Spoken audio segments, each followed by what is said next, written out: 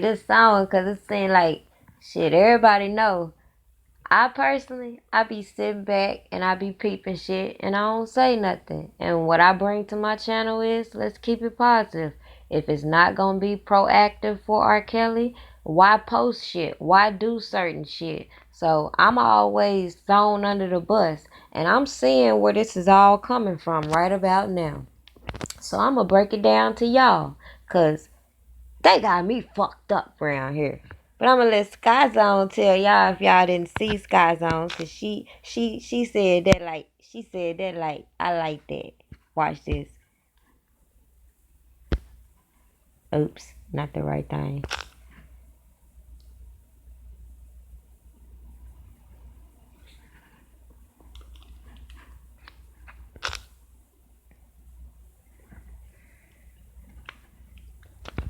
Cause it's funny how they going down the line talking all this bullshit. Talking all this bullshit about everybody that supports R. Kelly. And then they think because they post a little positive shit every now and then, shit gonna go unnoticed. But I notice the shit, I just don't say shit. Even when the motherfuckers come commenting on my page and shit, do I say anything about them? Hell fucking no. I let them do them. Fuck that. Not today.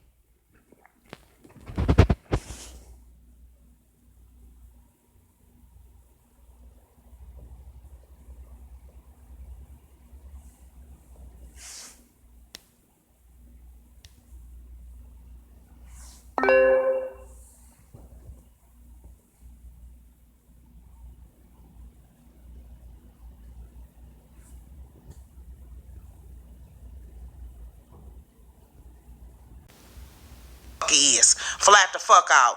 This shit right here is bullshit, and y'all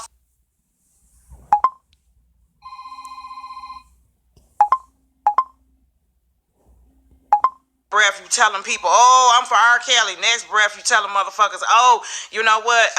Don't do this, don't do that. If y'all don't quit listening to these motherfucking ops with this bullshit, if y'all don't cut it out, all those is riding with that oppositional ass bullshit. Please don't come on my platform. Please stay up the fuck over there because y'all letting me see right now that y'all some rats too. Y'all some snake in the grass ass mother. Exactly what the fuck she said. Now I be sitting here watching people go back and forth over here to this motherfucker page, boosting her motherfucking head up, then coming on my channel with the shit. So it seemed like to me, people are offended by certain things that I say. It's cool. This is my opinion. I'm showing y'all what I fucking find. Am I sitting here telling y'all that everything is 100%? No. Am I offering y'all the opportunity to give me anything to add to it? Hell, fuck yes. But what's crazy is I'm watching people get mad because the shit that they're sharing in these little private fucking groups are getting shared through my channel. But I'll get to that in a minute.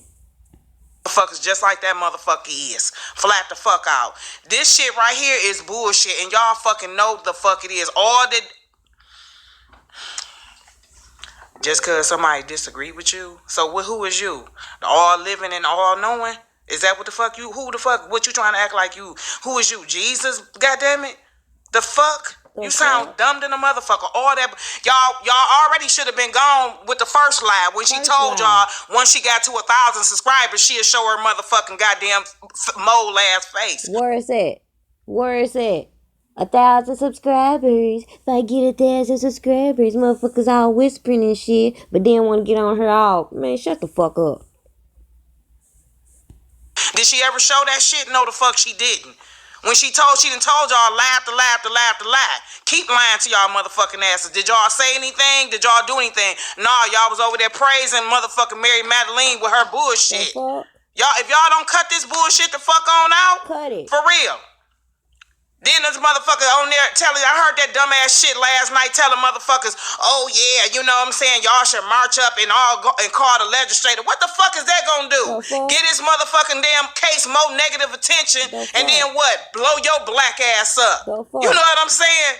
Y'all falling for that bullshit. Then you had fake ass motherfuckers calling in on your punk ass live with all them lying and shit. Oh yeah, I gave $4,000. I gave this kind of money.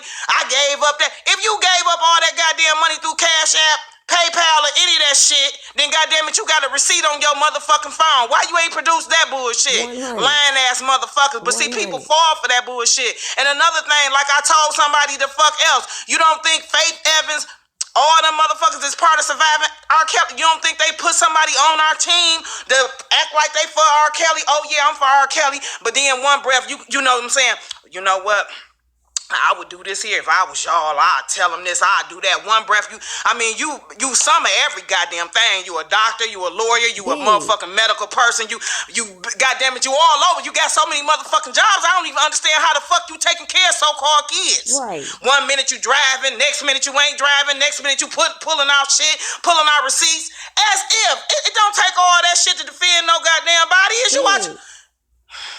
Bitch. Crazy. Bipolar. Bitch. Motherfucker. Is you serious? Is you fucking serious? Making one motherfucking thing. What you not about to do is keep on playing these motherfucking childlike ass games. That's what the fuck you ain't gonna do. Okay? Keep on coming for motherfuckers and your mother. See, that's why you ain't showing your black ass motherfucking face, because you know it's a ass whooping, a can of ass whooping that can happen any motherfucking time. At any time. Then you sitting up here with all this here old oppositional ass bullshit telling motherfuckers, oh yeah, you know what, I wouldn't support the defense fund if I was you. I wouldn't have. It's a fucking defense fund. It's a defense fund for R. Kelly. Why are you telling his supporters that bullshit? You know what I'm saying? But like I said, y'all don't think Tim Savage and Angelo Cleary, y'all don't think they got people on this side of the fence acting like they for R. Kelly? Hello? You don't think so? Hello? You better do your better think again. Okay? It's a reason why a motherfucker ain't showing their face. It's a reason why they got props and all that bullshit set up. It's a reason for all of that. Then they want to sound so intellectual in one breath. Then the next breath you sound like a goddamn 13-year-old. What? You know what I'm saying? You got too many voices for me. What? The fuck wrong with you? 1 minute you sounding like you know, oh yes, because I'm, I know. 1 minute you an educator. Next minute you a goddamn doctor. Next minute from that, then you a paralegal. Then the next minute from that you a messy ass motherfucker. Messy. The fuck on out of here. Don't nobody change faces like that but the devil. Yeah. Okay? Then you quoting scriptures. I thought your motherfucking ass was a goddamn evangelist. What? You know what I'm saying? You want to quote so many you better quit playing with God like that for God tie your ass up and then all them goddamn lies you tell. You know what I'm saying? But see, this is how people blow their channels up with all this here bullshit, all this beefing and shit like that. This how motherfuckers get their channel blown the fuck up. You know what I'm saying? It's a good strategy, using strategy to do dumb shit. Keep this in mind now. People keep telling you, oh, I'm a strategist. But y'all ain't peeping game. Y'all ain't following these motherfuckers that keep connecting with each other, keep shouting each other out, and then keep trying to go to people who genuinely support R. Kelly and try to turn them against each other. Like this little funky ass motherfucker over here she was mad because I wouldn't talk about Dana J. Motherfucker, I'm here to support R. Kelly. It ain't got a goddamn thing to do with what you over there talking about Dana J. Do I call your monkey ass out? No. The fuck? This shit is fucking ridiculous. But what you not about to do though, you sure ain't about to be speaking, saying no negative shit about no goddamn prima donna. That's what the fuck you ain't about to be doing. Flat the fuck out. Cause everybody coming for that ass then. And I'm starting this, I'm gonna pull this shit the fuck off. Me, prima donna, every motherfucking body the fuck else. You can go sit your maggot, mole, motherfucking line, conniving, slithering, snake, crawling motherfucking ass down some goddamn where. Damn. Flat out. And don't bring no knife to no motherfucking gunfight. Yeah. Sis. Fake ass motherfucker. And bitch, figure out what day you want your birthday to be on, because I'm so motherfucking sick and tired of that shit. One day is this day. You so, bitch, please, you jumped on everybody motherfucking ticket so quick. Yeah, remember, I'm a Virgo too, bitch, motherfucking lie. That's what let me knew then. That's why I told you, bitch, damn, I thought your birthday was the same day as Prima Donna. You ain't know which, you know what I'm saying? They done put a battery in your bag. You might be working with Tasha K. You know what I'm saying? Right. Bitch, there's so many motherfuckers that I could put you with. It's a few motherfuckers I could put your phony ass with. You's a fake ass, fraudulent ass motherfucker, wannabe ass, lying ass motherfucker. That's what you is. A lying ass hoe. I know. Then one breath, you so sophisticated, you so this and you so that. 1 minute, and then here's the He is a real killer. Hell no, This she is ain't why no y'all gotta Virgo. be watchful for the deception right here, okay? If a motherfucker got money, if I got money, I don't give a fuck about nobody else's bag, cause I'm worried about my shit, or I got my own. I ain't worried about nobody else getting shit, cause I got money. What? Money don't worry about money. Only motherfuckers who ain't got no money worried about other people's money. Okay, people who ain't got none, or people who got a fucking objective. One minute you showing money like you know, or putting up money like you did on Blockbenders other night. You know what I'm saying? Like you big money. You know what I mean? But then if you got all this motherfucking money, what you worried about a dollar for? But you, oh, I forgot. You doing this here because you worried about the people. But you so worried about the people. But them same people, you want them to get on the phone, call legislators, and make all this hoorah. And then you told them, oh, and tell them that it's a blogger out there giving y'all the objective. That's the objective, to blow your page up.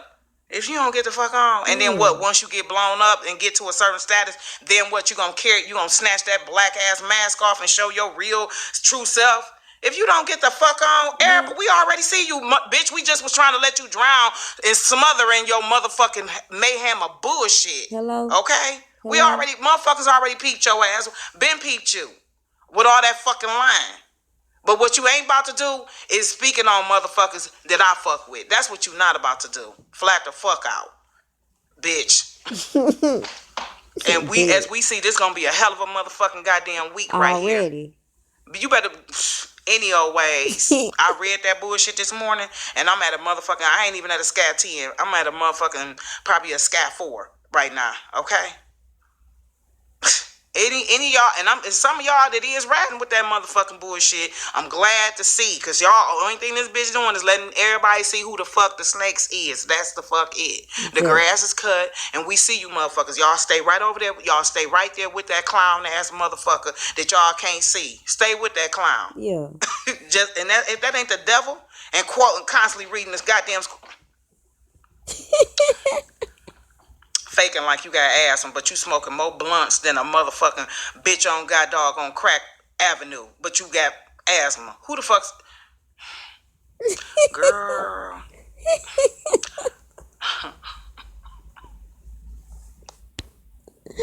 So let's talk about it. The message that was sent to me this morning while I'm minding my business.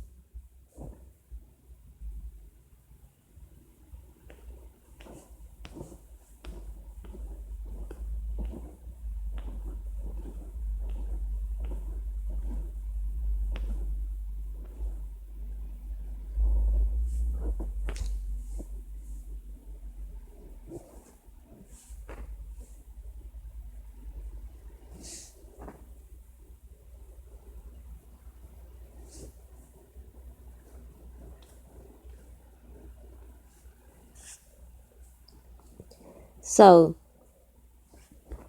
she posted bullshit talking about the defense fund last night. Don't send no money to the defense fund, blase blase. And me being me, I'm just wondering why is she riding so hard about this defense fund? Like, I just don't get it. Like, ain't nobody forcing nobody to contribute. Like, I don't understand her logic in continuing to throw this out there.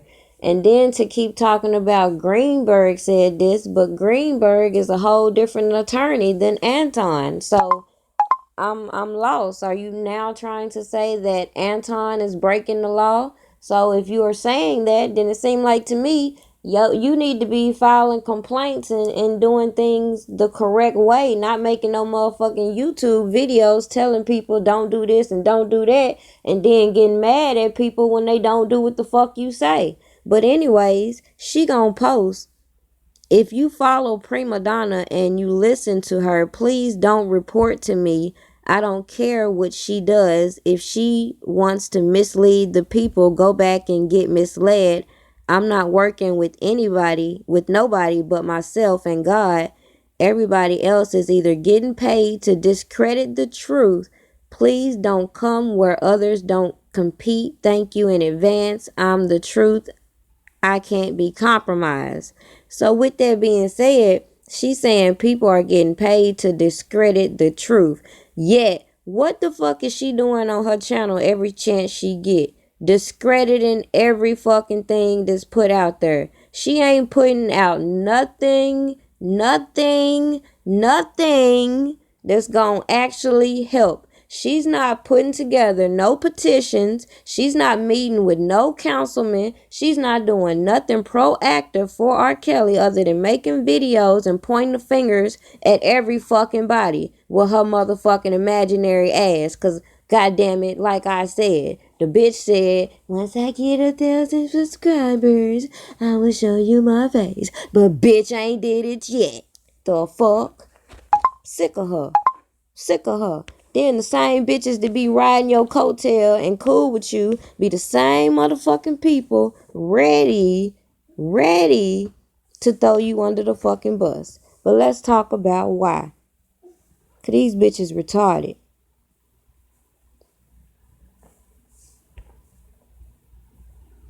I seen all the shit that was going down last night. Where the shit at?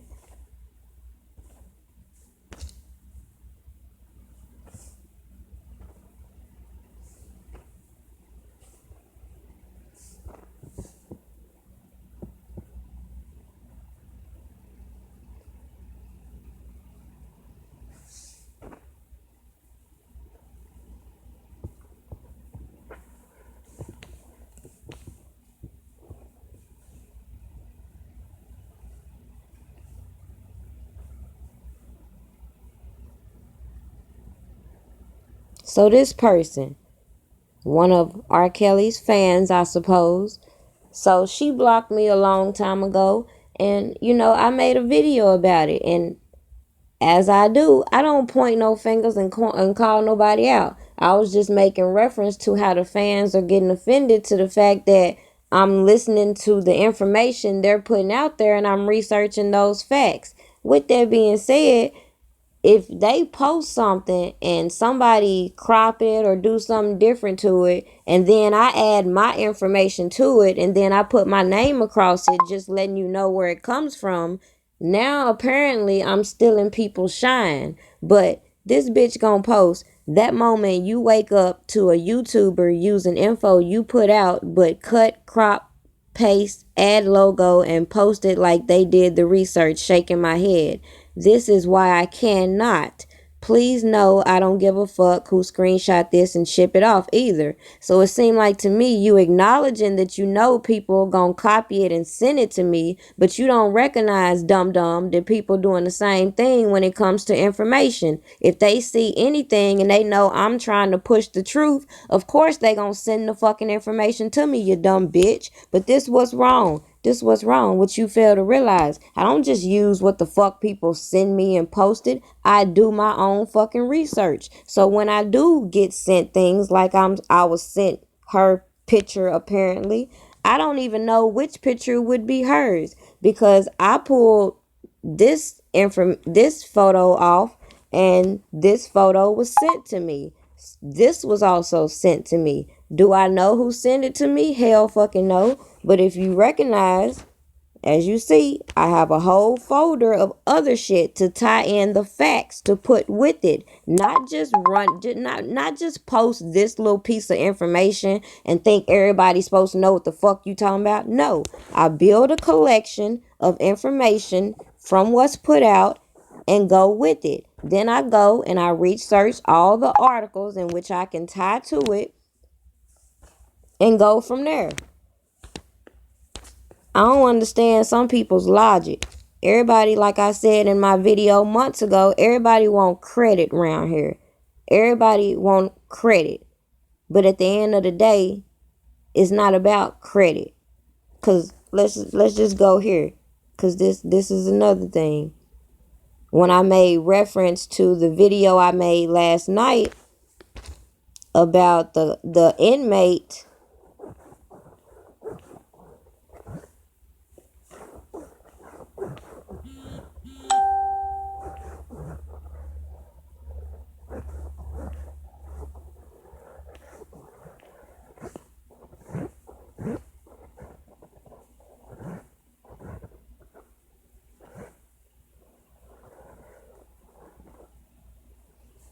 So I said I'm misleading people but she wants people to believe an inmate who can't get access to Kelly's sealed case is gonna help him. And somebody points this out.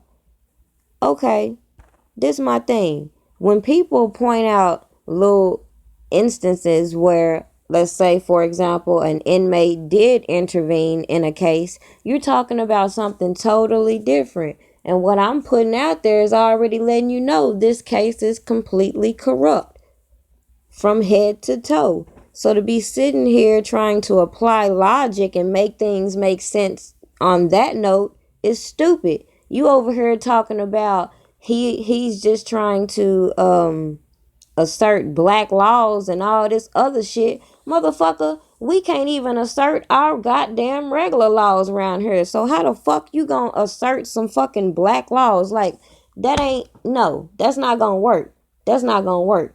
What you fail to realize is my purpose is to put out information, factual information. Can it be disputed? Yes.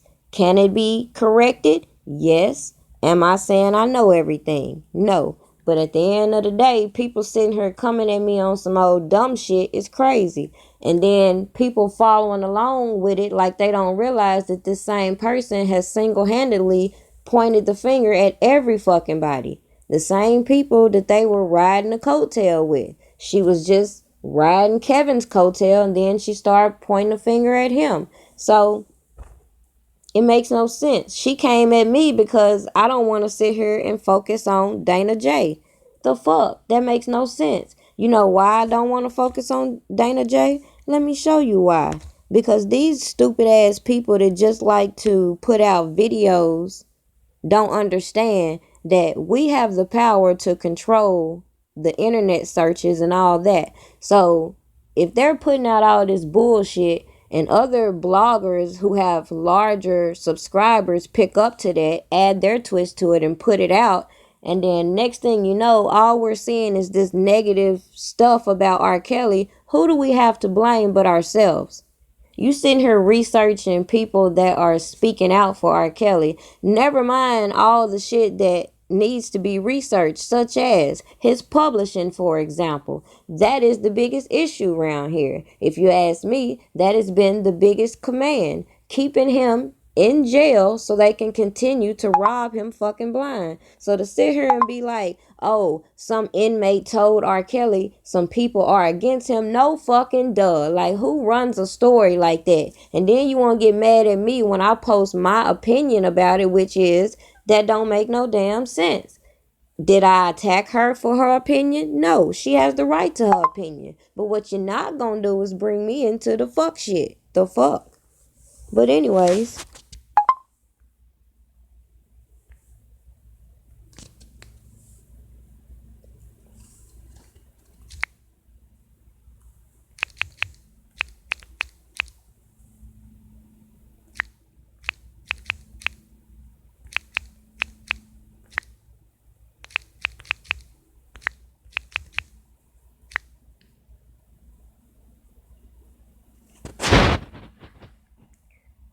so this what I'm saying.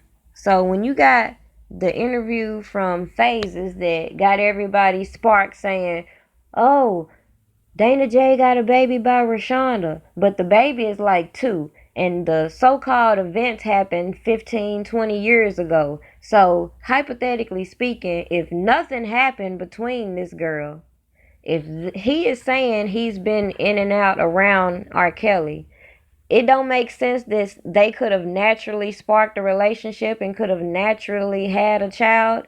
The child is 1 to 2 years old. So what does that have to do with trying to make him the fall guy and why Rashonda is being named? Rashonda is not cooperating, if you ask me, the way they're saying, because if you go back and do your research, she cooperated the first trial. She just didn't tell them what they wanted to hear. So to be sitting here continuing to feed into the narrative that Rashonda was bought off, you're part of the fucking problem.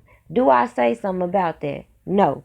All these people just continuously put out shit that is counter fucking productive. And I tell them this and they get fucking mad. Then next thing you know, I'm the fucking bad guy. Now I'm the problem. Look at this shit. All you see, Dana J and the baby. Like, be for real. Be for real. Y'all are part of the fucking problem when you think about it. You sitting here wanting to know all these questions on your platform and make videos about it. Motherfucking, he got an inbox. If he don't tell you the answer, fuck it.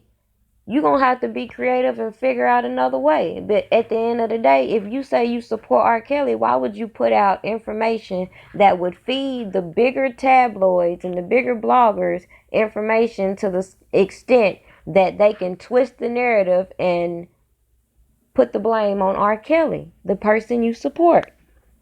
That don't make no damn sense.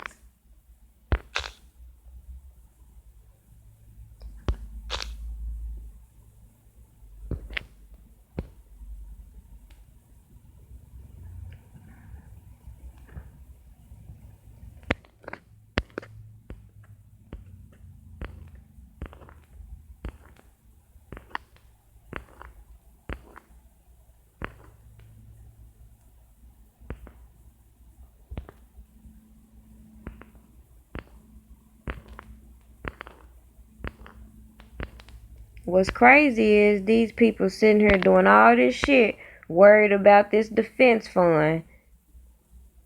Why don't we put that energy in worrying about where R. Kelly fucking money is? How about that?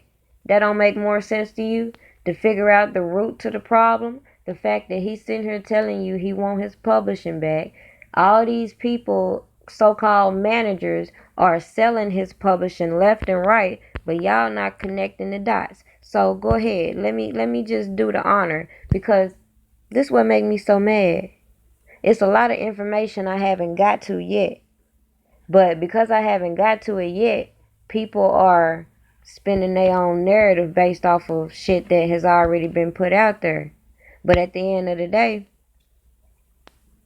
let's just humor the new shit, talking about the inmate saying the case is corrupt. If you've been researching and following things, you already know this shit is corrupt. And I would side eye everything. If you side eye Greenberg, that's your prerogative. But to get on get on your platform and try to ostracize him, do you really think he would do anything for his benefit? That don't make no motherfucking sense to me. That's like when the police come up to you and give you a ticket, and you know good and goddamn well they giving you a ticket for some bullshit. Do you A, take that ticket and go on put it in your compartment, or do you be like, fuck that shit, I ain't doing it, like go all the way off on the police, knowing the police can take your motherfucking ass to jail? That don't make no damn sense to me. But anyways, we've been knowing there's corruption. You got Kamala Harris trying to get her Democratic bid in. You got Kim Fox trying to get her status as well. And then you got this Time's Up agenda that was generated from the mute R. Kelly and Me Too. So to sit here and go through all these people, you know this shit is corrupt. And all these people are affiliated. From Kamala Harris to Kim Fox to all these people. Don Russell, all these tips you getting from him. Don't you think if this person has all this personal information about him, that would be a person to be investigating as well? But no, y'all want to sit here and keep running with the shit he say. When he say stupid shit like this, whoever let the 14-year-old, whatever you guys are saying, whoever let them in the room, how did they get there? Why did they get there? Like, you not properly trying to defend him. R. Kelly could have sex every day if he wanted to. He's R. Kelly. You got to think about it. And then he goes on to say he recorded himself with the girl to prove consent. So that's leading the public to believe he taped himself with a 14-year-old girl to prove consent. Like, that's just fucking stupid. But nobody fucking wanted to come for him. And then you got her motherfucking ass commenting on my shit and then deleting the shit once she realized she full of motherfucking shit. Let's talk about it. The last thing that I saw her comment and delete, it was on my video about Tiffany Hawkins. And she over here commenting, she reported the allegations. You a motherfucking lie. This why I'm finna bust your fucking bubble. It just show y'all be sitting here following people that don't even know what the fuck they talking about. Ain't doing nobody fucking research, but got so fucking much to say. So she gonna sit here and tell me that Tiffany Hawkins filed a police report or filed a report or whatever report she trying to say she filed. I don't know. I didn't get to fully read the comment because she fucking deleted. But anyway, she say that she filed a report. At the end of the day, she filed a lawsuit trying to get money using the same good old attorney, Geronda Pace, and Patrice Jones and other people had turned to before Gloria Allred and Michael Avenatti swooped on in for the new victims. I'm sorry, accusers. But anyways, if she had done a little research, she would have come across the fact that R. Kelly also countersued Tiffany Hawkins for claiming that he fathered her child. He wanted to go all out and prove he wasn't the child's father. They ended up filing or doing some type of settlement out of court, but yet they wanted to find some way in surviving R. Kelly to bring her name back to the forefront.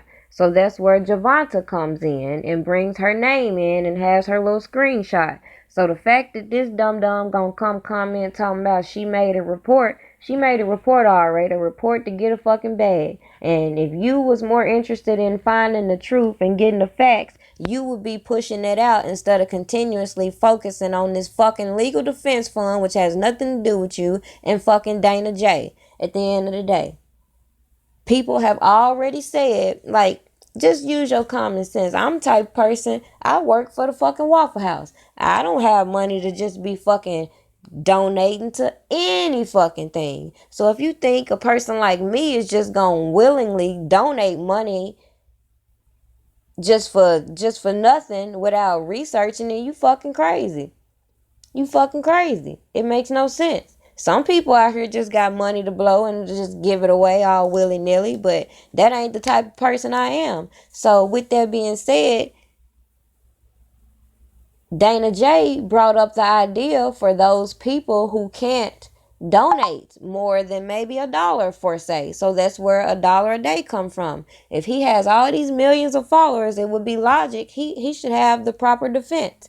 Greenberg, the same person y'all want to keep talking about, tell you out his mouth if R. Kelly doesn't have the money moving forward, I guess whenever he's paid up, whenever that money runs out, if R. Kelly doesn't have anything left to pay, he say out his own mouth he's gonna get a public fucking defender. So while y'all rooting all hard talking about don't contribute to the defense fund, maybe that would be just what he would want. Don't you think? Just questionable. And then sitting over here talking about Greenberg is connected to Barry Hankerson. I heard somebody say, well, one minute you said Greenberg is saying Dana J is stealing and that that he doesn't have anything to do with the defense fund. You're taking his word on that, but then you want to go and try to associate him with somebody who you know is slandering R. Kelly's name. So again, these people logic don't make no motherfucking sense to me. None. And it just shows me they not doing no research. They just sitting on her making these motherfucking videos ready to attack somebody. But they got me fucked up all the way. I'm not here for it. When I get through, I'm gonna get to some real shit, because it's a valid point that this system is not for us. We already know that. We already know that. We are not battling this on a legal aspect. This is, as I've said before, in my opinion, a spiritual battle. It's gonna happen. But at the end of the day, people like me are just trying to put out valuable information so that people can understand what happened, what started this all, what led to this man being locked up, all that. Not This person got a baby by this person. This person over here stealing. But we ain't got no motherfucking receipts. Like nothing. Y'all doing all this shit electronically, but y'all ain't got no motherfucking receipts. But I'm gonna show you some receipts since people are on the paper trail. It's funny the things they haven't picked up on. Oh, it's in my other phone. Shit.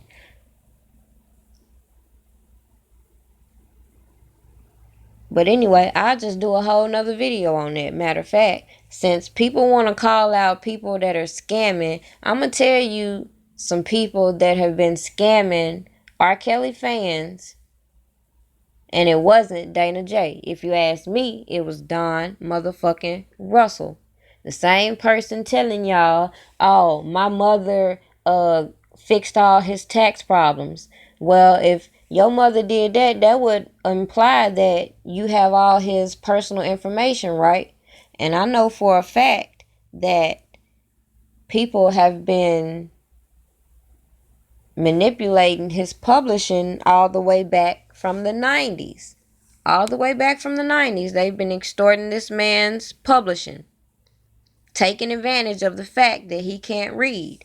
And what y'all are not understanding is when this man, if this man is convicted, if y'all let his defenses go all the way down, if y'all allow these opposers to keep coming in and disrupt, then if this man is convicted, in his indictment it says criminal forfeiture allegation as count 1. So when this man is convicted, if things go to their plan, somebody else gets to claim this man's publishings and all this man's earnings. That's the bigger picture here. That's what I've seen from the beginning. It's all about the money. His time's up. They've been saying it from the beginning. But then you keep letting these people like that troll over there coming in, distracting y'all with some tea. Y'all, everybody want to know the tea. But the facts have been out here from the beginning. And people are not paying attention.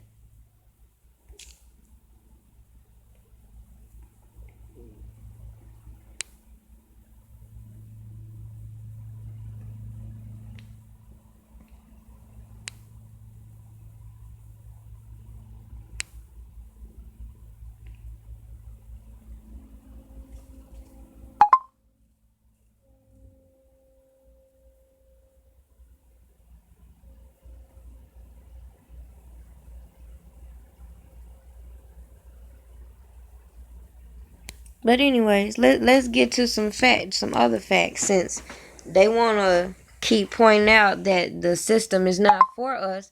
No fucking duh. What you think I've been saying from the fucking beginning? This system is not for us. But instead of peeping that, they looking for something to find fault with me instead of receiving my message and trying to create their own message from it. They just act like I'm supposed to sit here and lay out every motherfucking thing for them. And when they catch me in an error, instead of adding to it, they want to sit here and keep pointing the fingers like, bitch, I don't have to fucking do this at all. I could just sit here and mind my motherfucking business and know what I know. Because I know what I know. Shit, at the end of the day, the fuck?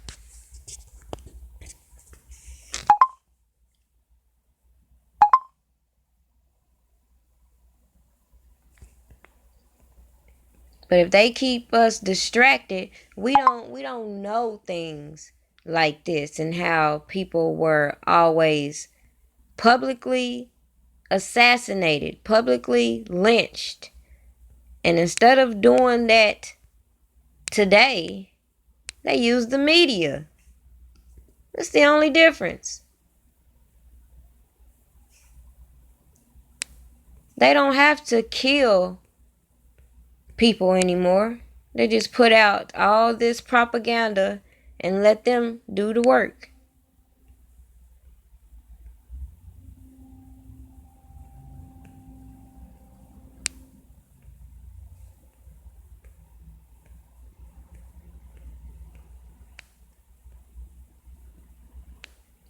So you got all these reports of serial rape suspect found after trying to join the police. And I remember hearing this story in which this man was going around raping a whole lot of women. And then after a while, he decided he wants to be a policeman. And through that, they collected samples and ended up matching him to some crimes. But we supposed to take these people serious. And y'all want me to keep taking y'all serious when y'all keep saying this person stealing, this person stealing, this person doing this. I want to see the receipts. The fuck?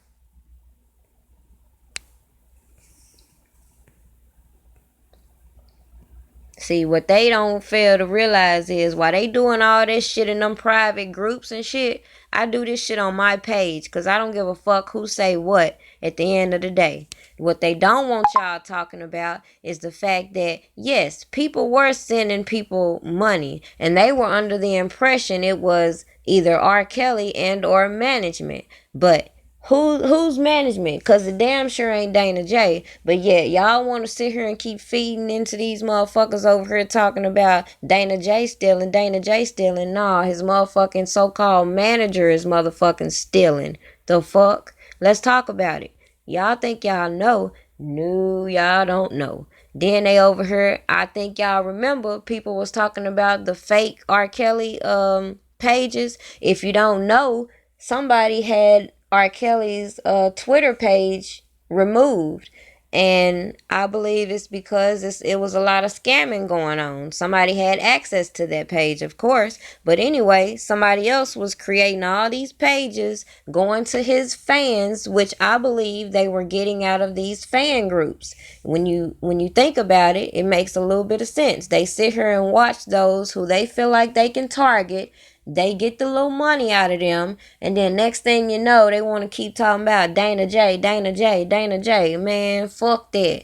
I ain't even finna touch that until I see concrete. Like, at the end of the day, even with this, the police can trace all these IP addresses. So, do you think you, me, Hollywood, anybody else finna sit here and tell you who's stealing? No. But the police damn sure can, if they want to, that is.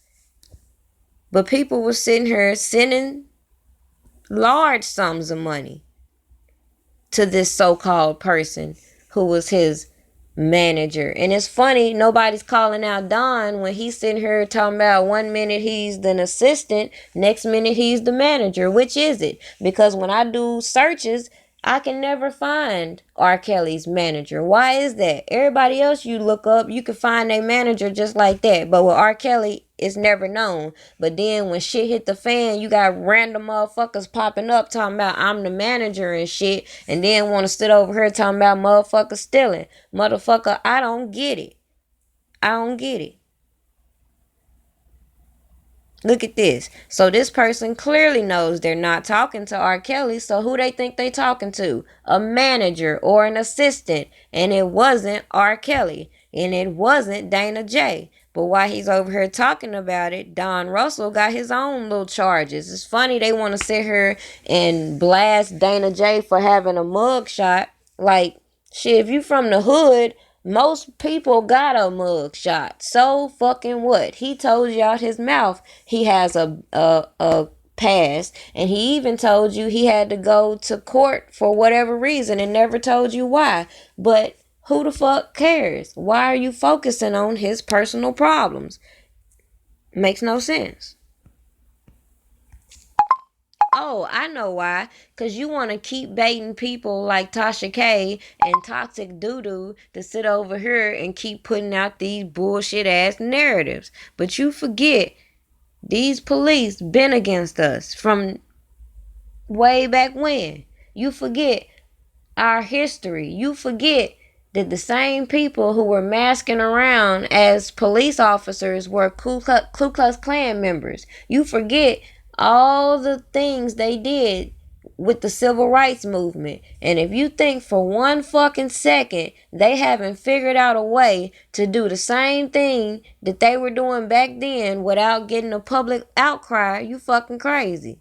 Because if you think about it and do your research, you would recognize that when it came to the civil rights movement, the only reason why it became a public outcry like it did was because they started getting media coverage. People started to see all these police officers spraying these black people down with water hoses and sicking the dogs on them and hanging them and doing all this extra shit.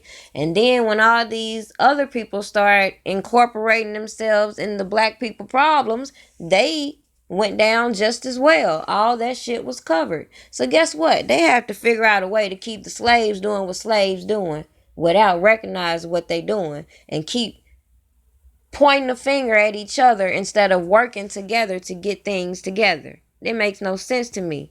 Like, they sit here and spend all this time telling you about R. Kelly being a rapist, but then you pushing out articles talking about this judge sparks racism, now claiming rape is part of black culture. The fuck?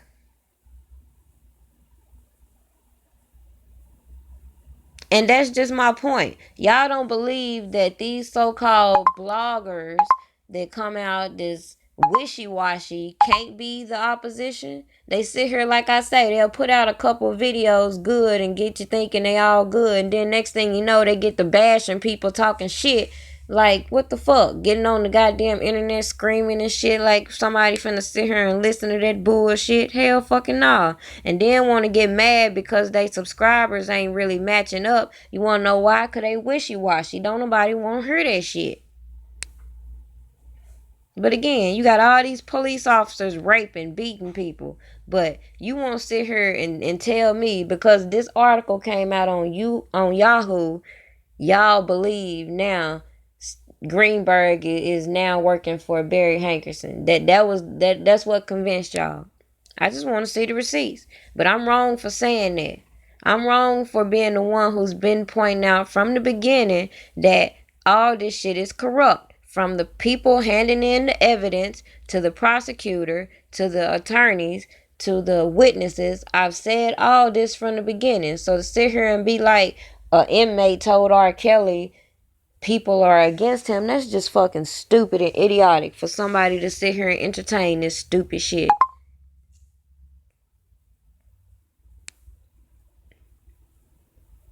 Then as far as the savages and whatnot, I pretty much told y'all. Asante McGee linked up with Tim Savage. Tim Savage.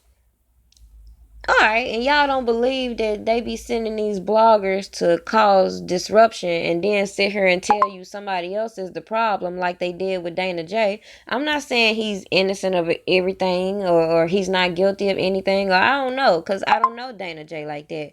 But at the end of the day, he's not the focus point. So when I get people coming in and just keep pointing and just keep picking with folks, and then I know that they're the type of people like the savages that like to pick and prod with you and then go file a police report, I recognize game. So if you don't think some of these bloggers just doing it like they think they was gonna get that type of reaction out of me, but too cool for school on y'all. Cause no. You ain't gonna catch me on here threatening nobody.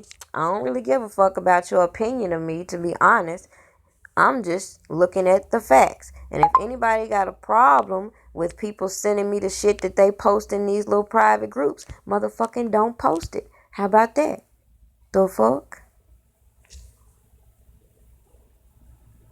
All you gotta do is do your research and you'll know the law is not for us, and it don't take no motherfucking article on Yahoo to say that. But what's the solution? That's all I wanna know. What we gonna do about it? We gonna keep making YouTube videos and say what we need to do this, or what we gonna do? You talking about trying to incorporate black law? How the fuck did that make sense when we can't even get addressed with the law we have?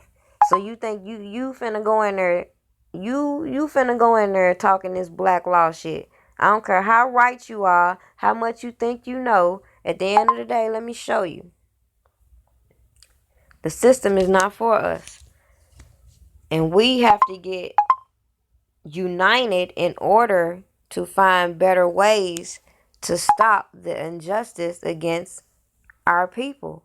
You sitting over here telling me like I don't know the system is not for us. When before I started speaking out on R. Kelly, I used to have a blog, not on YouTube, but just a regular blog, in which I talked about Kendrick Johnson, in which I talked about Kanika Jenkins, in which I talked about a lot of the things that are going on in our community in which are being ignored. But nobody was picking up on what's going on. So what I'm trying to do is associate what's going on with R. Kelly with things that happen in our everyday life.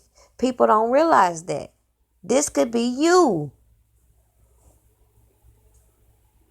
They over here talking about black, that nobody cares about the brown girls. Nobody cared about none of them brown girls in DC that went missing.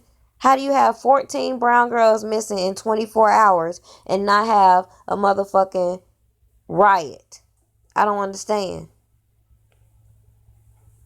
How do you have all these people coming up missing and their organs being taken and nobody's talking about it? And then if you do a little research, you'll come to find in good old America, they have the right to seize your organs. They can call it, they want to examine it, or I'm not sure the correct word, but they have the right to take your organs to I guess do testing and shit like that. Either way it go. But ain't nobody addressing those type of laws.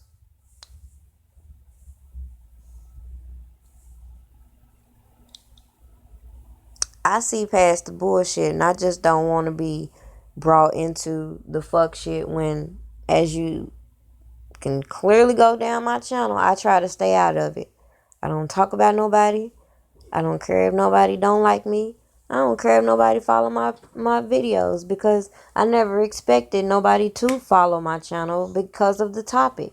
Hell, when you speak out for R. Kelly, people automatically say, oh, you support a pedophile. Well, no, I support justice. So at the end of the day, if you could prove to me their case, I would have a whole different aspect. But what I'm seeing is some bullshit. And what I'm seeing from these so-called YouTubers and fans and all that is a lot of bullshit based on their own personal motives. A lot of these people wanted to use Dana J because they could readily contact. Because think about it, before all this, who was talking about the people around R. Kelly and who his friends were and all that, where you had a direct access. If you didn't know, no, you just didn't know. So the fact that he put himself on the public forefront and was in these groups, I feel like some of those people started to feel like, hey, I'll follow him, I can get close over here. That's just my opinion. So when I hear about that girl like Jasmine, for example, the reason why I didn't talk about her, think about it. She did the same shit we sitting over here talking about with these surviving R. Kelly motherfuckers. She sat here, didn't have too much money in her pocket, yet she traveled to go meet R. Kelly. For what? Who does that? That don't make no motherfucking sense to me. But then you'll say somebody victim shaming because you don't co-sign the fact that was stupid. That was stupid. I don't give a fuck who it is. I'm not the type of person, because I like this celebrity, I'm finna go across the states and go travel when I don't have no money, and now I'm finna have to depend on people as a woman for anything.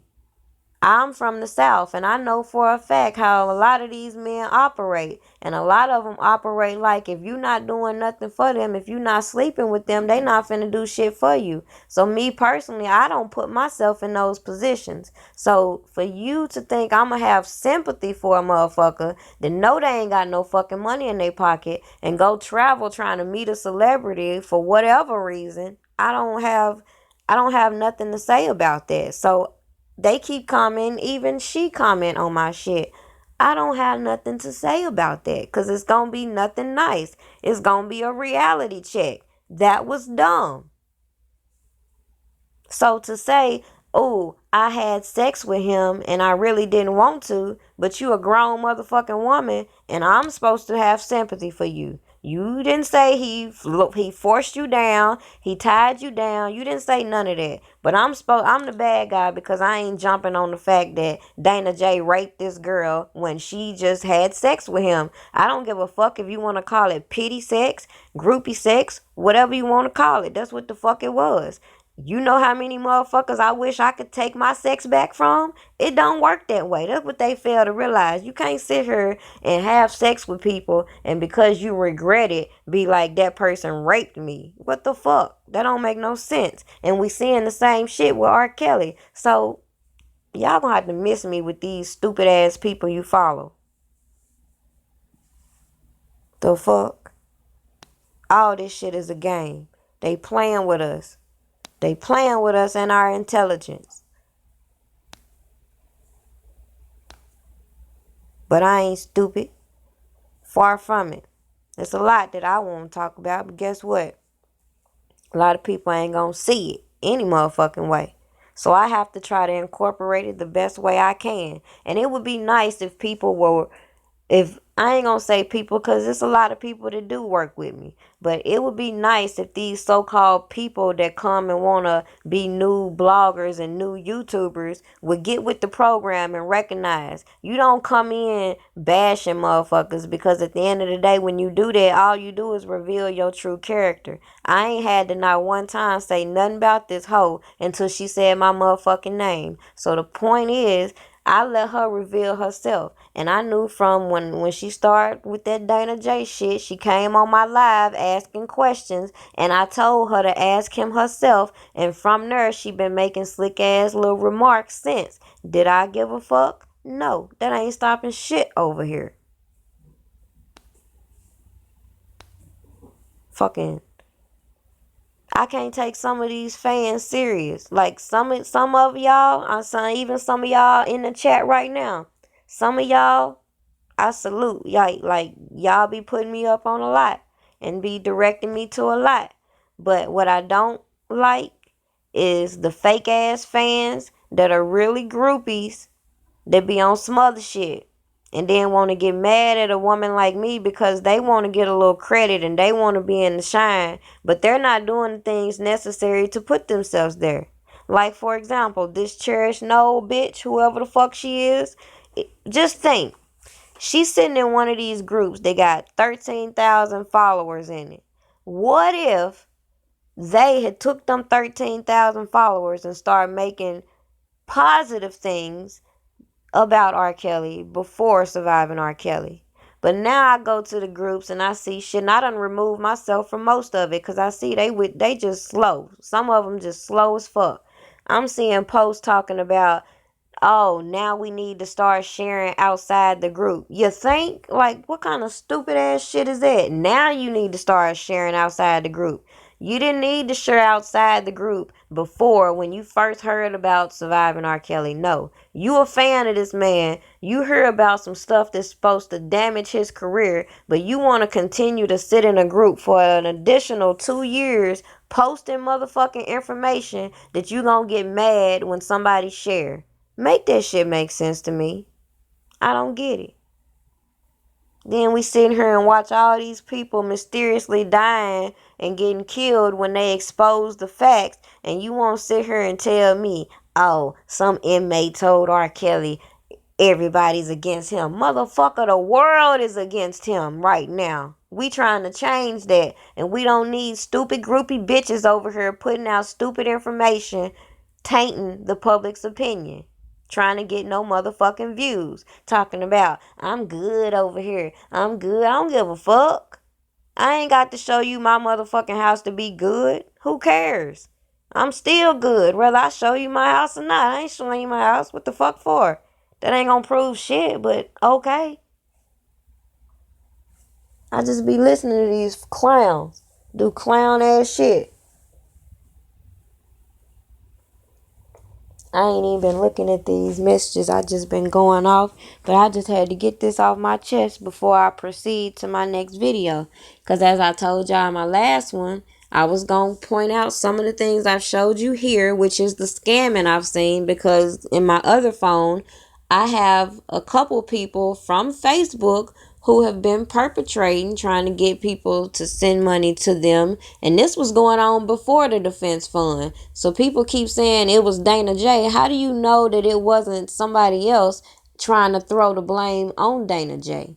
All I have asked from the beginning is to produce the receipts that definitely show it is Dana J. And it shouldn't be hard if what you're saying is true. But obviously they can't do that. All they can do is pull up motherfucking voice recordings and all this other retarded ass shit.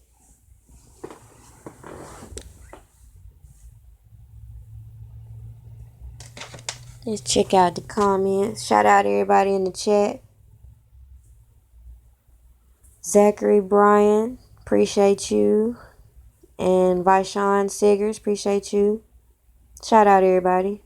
Thank you. Let Me Talk, Precious, Sarah Jones, everybody. I appreciate y'all.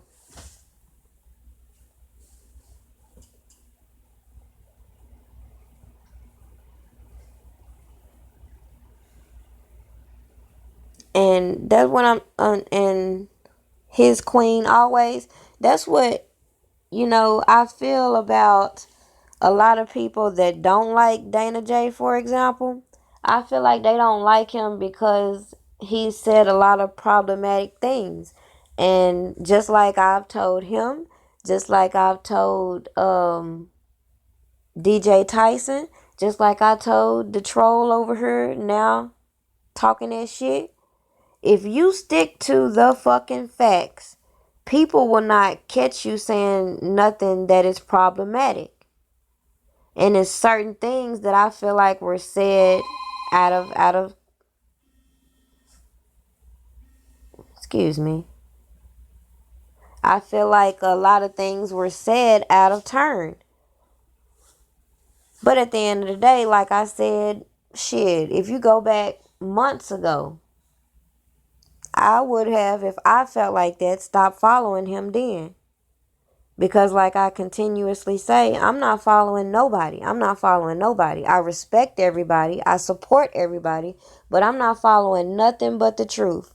Nothing but the truth. I don't care about nothing else. So if the truth comes over here, the truth comes over there, I'm going to deal with it. But what I'm not going to do is sit here and keep picking shit from the opposers and using that as supposed to be proof. Like, how do you take shit that people that are against your cause and try to use it for your advantage? That don't work like that. It's too many other sources in which people can prove their point than to keep using people like Tim Savage and Angelo Clary. They already put the foot in their mouth. They already did that.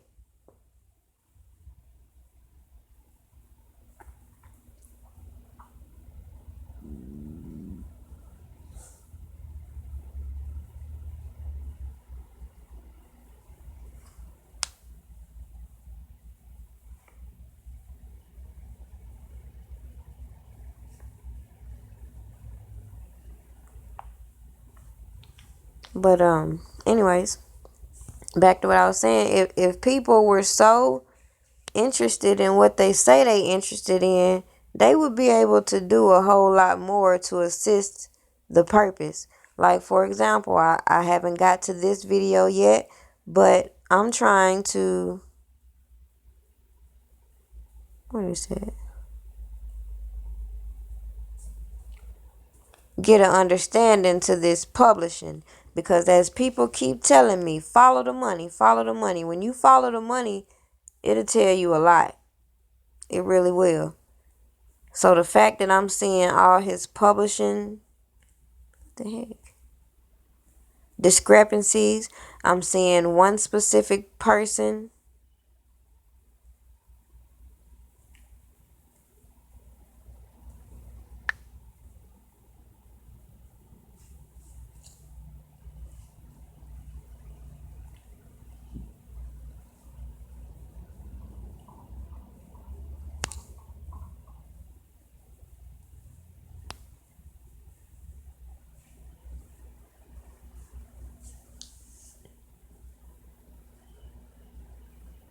That's the one thing about this phone. I have so many different photos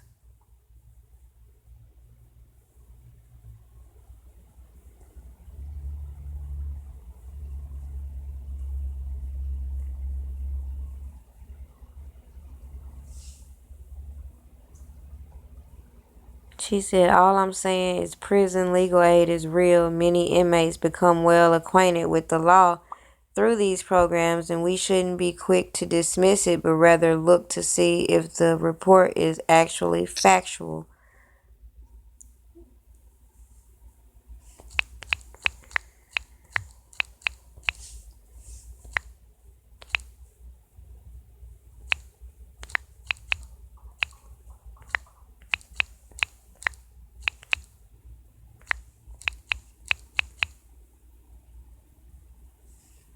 So as I just replied to her, if you had paid attention to the article itself, that's what I'm saying. It seemed like to me, these people seeing what this girl said over here, don't donate to the legal defense fund, and took that as what it was, instead of going over here reading this article like I did and reading what the article's saying, reading the source and realizing this is some bullshit. Why is Yahoo and Blast the only people reporting this bullshit? Number one.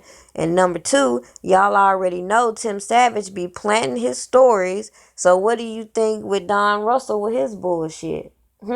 Could be one and the same. But at the end of the day, as I did, I read the article and it clearly said that the judge dismissed him and his little request. So at the end of the day, even if he did do that, even if this man had it good intentions, even if he knew exactly what to do, I'm not dismissing the fact that it could happen that somebody in jail could help you with something. What I'm dismissing is the fucking article. So that's what I'm saying. People don't be paying attention to what's being said. They just want to sit here and pick apart what I say and find reason to fault what I say instead of listening to what the fuck is said.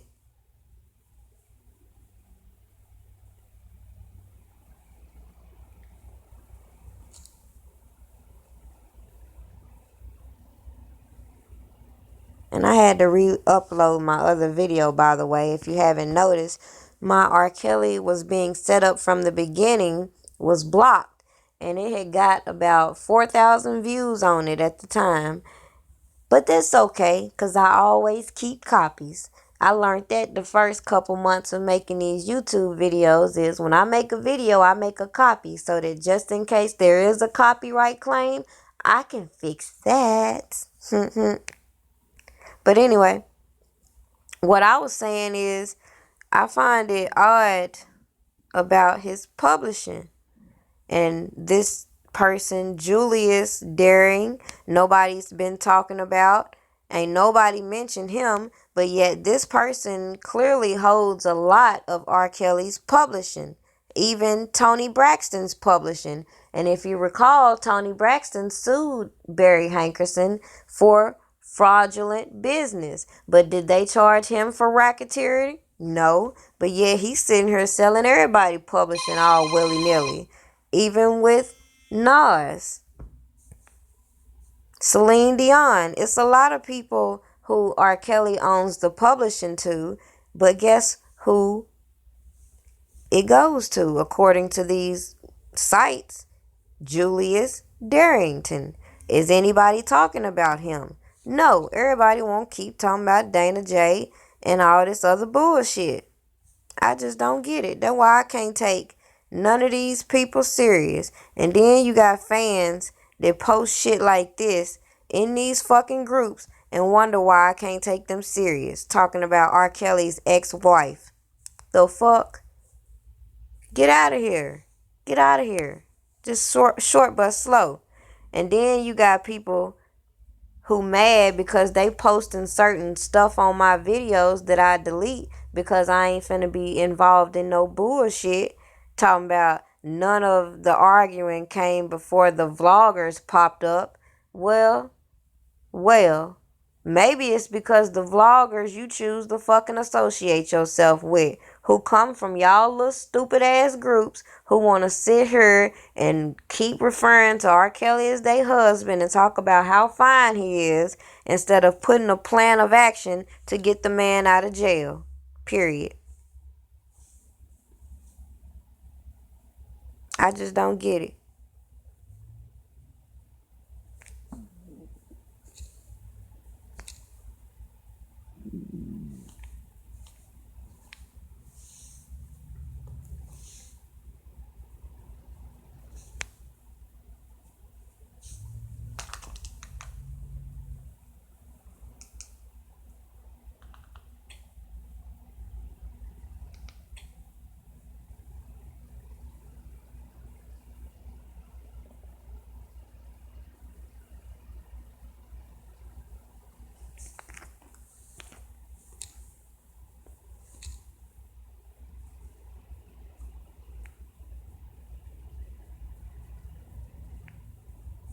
Like, as you can see, I got a folder for a whole lot of people.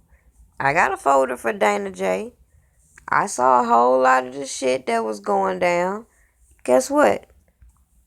Is Dana J my focus?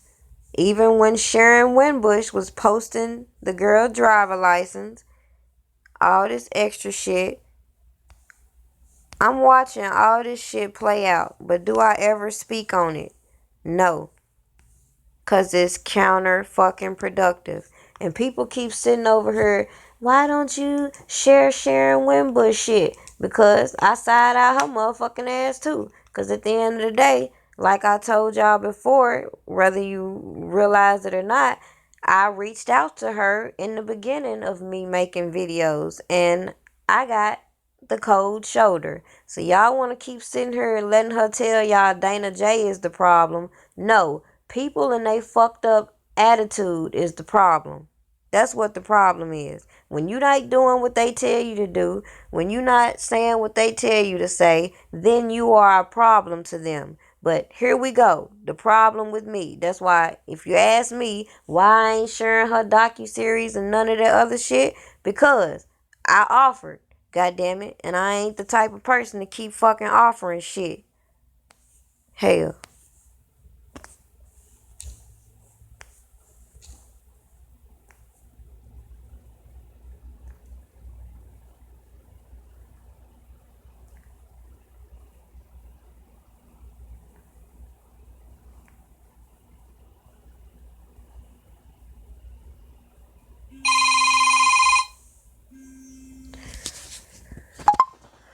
Excuse me for a second. Let me take this call. Now, before I get to the first series,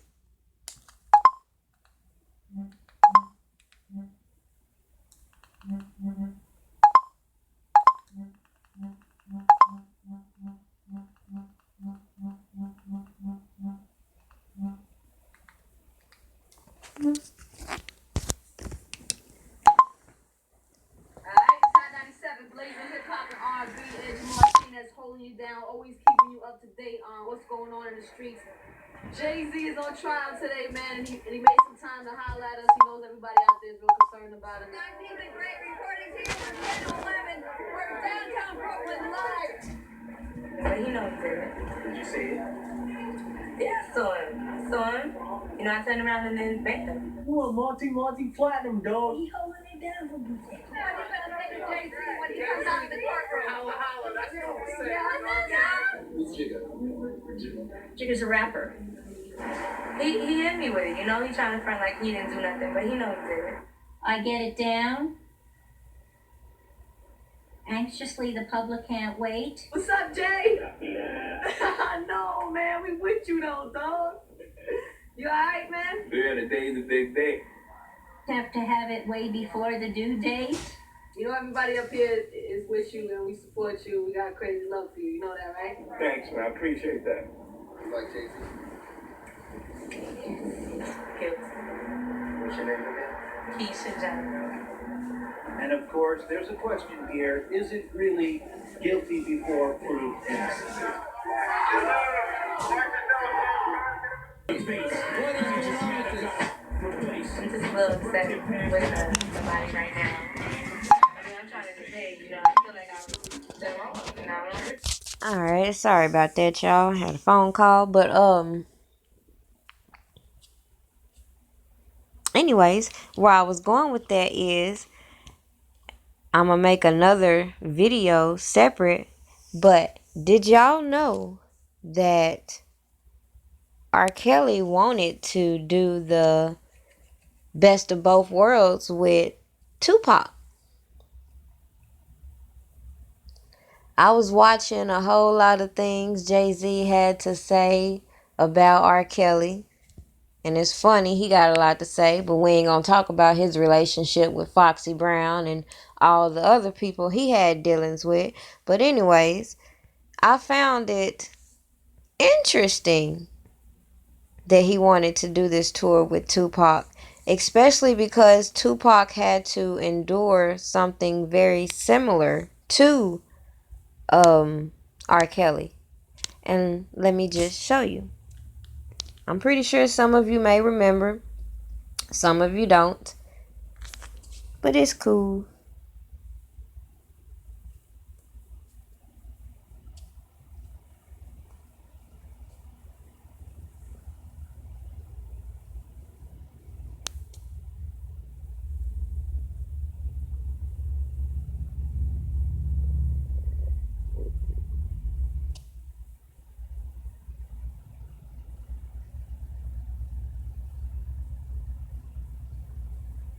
There was no semen found. No semen found, no forcible entry, no entry into the anal, no nothing, none of that. You know, and no fingerprints on the no gun. Fingerprints on the gun.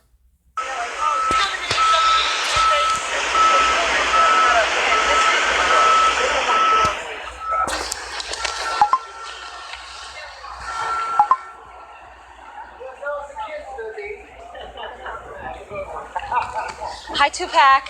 How you doing? Can you tell me how you doing today? Well, I just had to listen to the prosecution's closing argument, and it was just so far from the truth that it really just has me drained at the end of the day. But I'm leaving it in the hands of the jury. I'm learning a lot about people's innermost fears in this trial, because it's not even about my trial no more. It's just about loud rap music, tattoo having thugs. It's not even about me no more. It's about, some nightmare that these people having. She's talking about thug life and all that, trying to... He's definitely guilty. Anybody with thug life tattooed on their stomach is guilty. What type of reasoning is that? You know what I'm saying? We got different backgrounds. We come from two different places. Just because I look different than her doesn't mean that I'm a sodomizer or a raper. They've said it in the... I can't understand why it's this close. They talking about there's no evidence that I ever sodomized her, even though you put that all over the paper. And every time they take a quote out of this courtroom, they take a quote from out of her mouth, which is, the stuff to put me in jail. It's nothing that's been true. I just want print the facts so everybody can sort it out. My life is ruined because nobody has a chance to get the facts. And the fact is that there was no semen found. No semen found, no forcible entry, no entry into the anal, no nothing, none of that. And no fingerprints on the gun. No fingerprints on the guns, you know what I'm saying? The only time ever there was an act of sodomy, she admitted she did it to me. I should be, putting charges on this girl who sodomized me on the floor of a dance club. Why am I in court? You know what I'm saying? Get my life ripped apart. But I'm here, I'm gonna go through it just to show that I have faith in the American system. But for me to have faith in the American system, these juries and everybody else has to, play the same role and to keep an open mind. I'm already convicted. My whole life has been turned around. I lost every job. I lost everything, every opportunity. I can't get buy cars, can't get rent, can't get none of that. Does this sound familiar to y'all? Sound a little bit like R. Kelly, right? And he telling y'all what's happened to him. And it's funny it take after his death to come out that he did not rape this lady. Yet he went to jail, and was it 7 years he was sentenced to, I believe? For what? Because a groupie went to a room, says people raped her, didn't have the evidence to back it up, didn't accuse the people who did the raping, but took down the celebrity. But I'm still a survivor, I'm still coming to court, still smiling, still signing autographs. But soon I'm gonna go crazy, you know what I'm saying? And it's up to the world, America eats its babies. No matter what.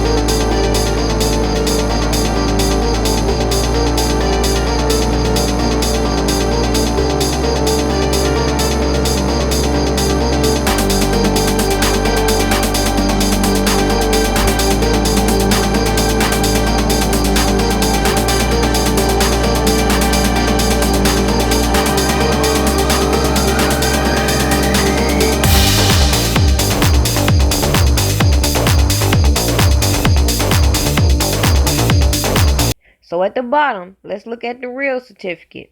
Let's look at the top certificate, okay?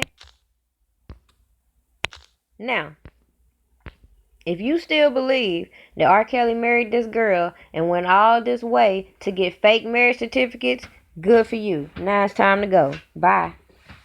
The fuck?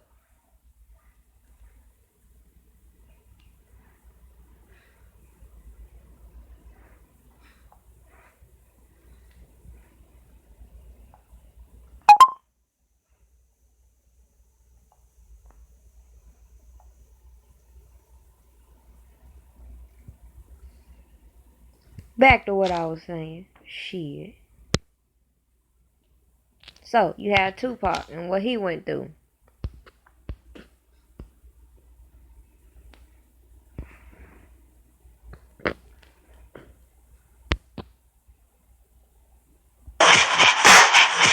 So they told me to watch my language. Yeah. Fuck that. I live thug life and let the money come to me. Cause they can never take the game from a young G. I'm getting money. I mean, it was cool because I got a Jay-Z don't want to help because Jay-Z always been a hater of R. Kelly. If you go back and look at everything he talking about, you can see the hate. And then when he ain't slick hating, he's sitting up there painting the narrative that R. Kelly is so difficult, R. Kelly is this, all this bullshit about R. Kelly. But keep in mind, when Jay-Z had his guy pepper spray R. Kelly never pointed the finger. Other people did, but R. Kelly didn't. But he didn't point the finger at Jay-Z. But yeah, what did Jay-Z do? He got on the internet on his little radio thing with Angie Martinez and act like he didn't know what was going on. So Jay-Z ain't talking about shit either. chance to speak to young black males all over the country about this new idea called thug life, which is a new kind of black power. And when I say thug life, I mean that shit. Because these white folks see us as thugs. I don't care what you...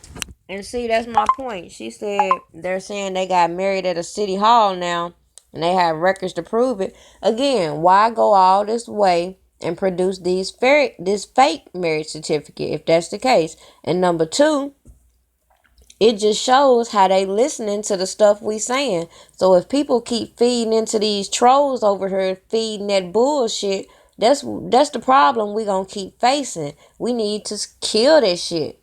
Cut it out. Like Sky Scared. Shout out Spitting Fire. I seen you earlier. I meant to speak. I'm sorry. Shout out to everybody else. I don't care if you think you a lawyer, if you a man, if you an African American, if you whatever the fuck you think you are. We thugs and niggas to these motherfuckers. You know? And until we own some shit, I'ma call it like it is. How you gonna be a man and we starving? Go ahead. You know? And you can walk by 5 different houses, ain't a man in either one of them motherfuckers. How we gonna be a man? How we gonna be African Americans? We out here dying. We thugs and we niggas until we set this shit right. Trust me when I tell you that shit. Young black males out there identify with thug life, but I couldn't handle it. I could handle it, but not right away. Mr. Shakur, can we get a comment from you all? No. Thug life. No, Thug life. Thug life. That's my comment. what's that mean? I don't understand. What did happen? Thug life. Imagine you have 14,000 people ready to do whatever you want. You know what I'm saying? When you have all over the country people waiting to hear what you want to do. All of a sudden, I got people in the penitentiary, big time OG criminals, calling me, telling me they want me to lead their movement. I mean, I'm gonna have a problem. Good morning. My name is John Burris, and I am here today with my client, Tupac Amour Shakir, as well as other members of the Digital Underground rap group and some members of the Digital Underground rap group, a combination of the various groups. Basically, So it seemed like 91 he was having problems with the law. They done already beat him up and all that shit. Then after that, you got the sex allegations. Walked across the street, 17th and Broadway. The police officer stopped me on the sidewalk and asked to see my ID. They sweated me about my name, The officers said, you have to learn your place. They were charging me with jaywalking, so I was riffing, arguing about why would they charge me with such a petty crime. So I kept yelling, asking them to give me my citation and let me go about my business. Next thing I know, my face was being buried into the concrete and I was laying face down in the gutter, waking up from being unconscious in cuffs with blood on my face. And I'm going to jail for resisting arrest. That's harassment to me, that I have to be stopped in the middle of the street and checked, like we're in South Africa, and asked for my ID. Officer Boyvik repeatedly slammed my face into the floor while Rod just put the cuffs on me. That's not called for jaywalking.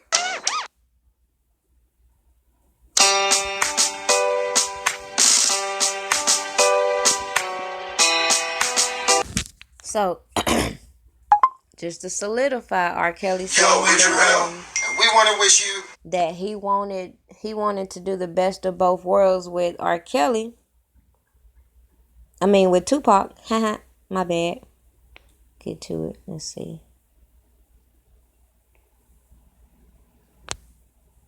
Matter of fact, I Wish record is even though he had passed a little earlier, but like that was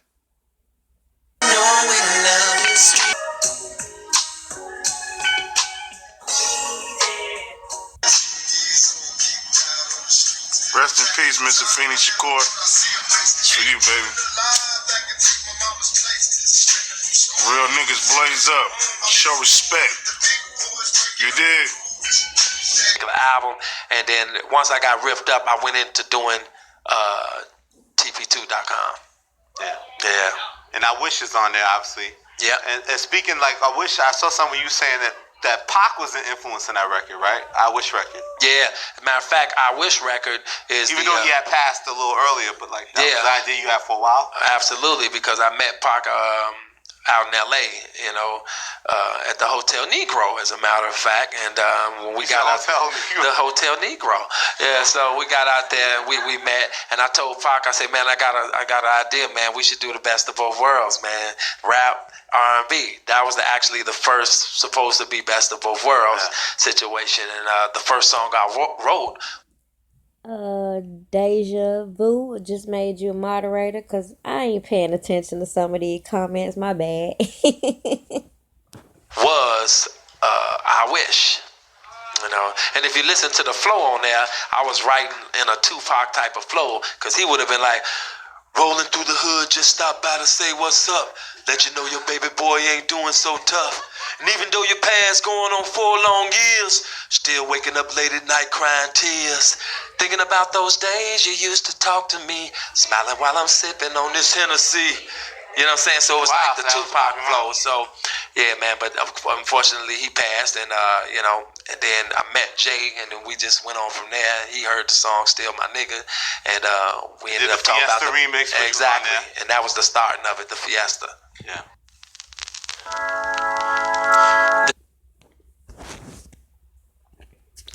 So, that was just a precursor how he wanted to work with Tupac. And my connection with that is real simple. The fact that he had to go through his own allegations, and it took him dying to be vindicated. And what's sad is, after he died, they exploited the fuck out of him, as they normally do. They even had the audacity to auction off the man's dick pic. I know y'all remember that. The FBI was very well aware that the Jewish Defense League was threatening to blackmail and extort Tupac.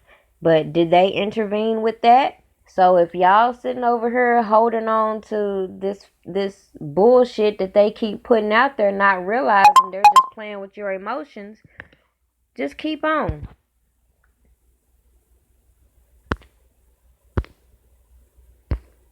Damn. Exactly. We're God's chosen people, and we are walking, or should be walking, in spirit and not in flesh. Because and by the way, since she said that stupid shit, she said R. Kelly has a sex tape with a minor. Where? Find me R. Kelly. Which one? I'll wait. Which one is R. Kelly? Is it the top? Is it the one at the bottom? Which one? And you got Michael Avenatti saying, "You're a fucking moron. Setting up the Golden Goose was the easiest thing to do. You have no idea my level of involvement. He's seen and treated as a pedophile. Why? Because of this tape." But they already know that these coon-ass people gonna run with the narrative that they tell them and keep lying. But we already know who's in the sex tape. And it ain't R. Kelly.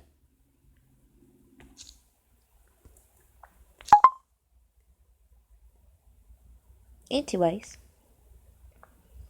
You don't think they have moles, but I know for a fact, like I was telling y'all about the lady Cash Jones, who I want to talk to, for the simple fact, whether she wrote the book or not, the book set the stage for surviving R. Kelly. So she has a lot to add to this story, considering Tim Savage tried to send her in to infiltrate R. Kelly's people, but she saw, just like we see, that Tim Savage is full of fucking shit.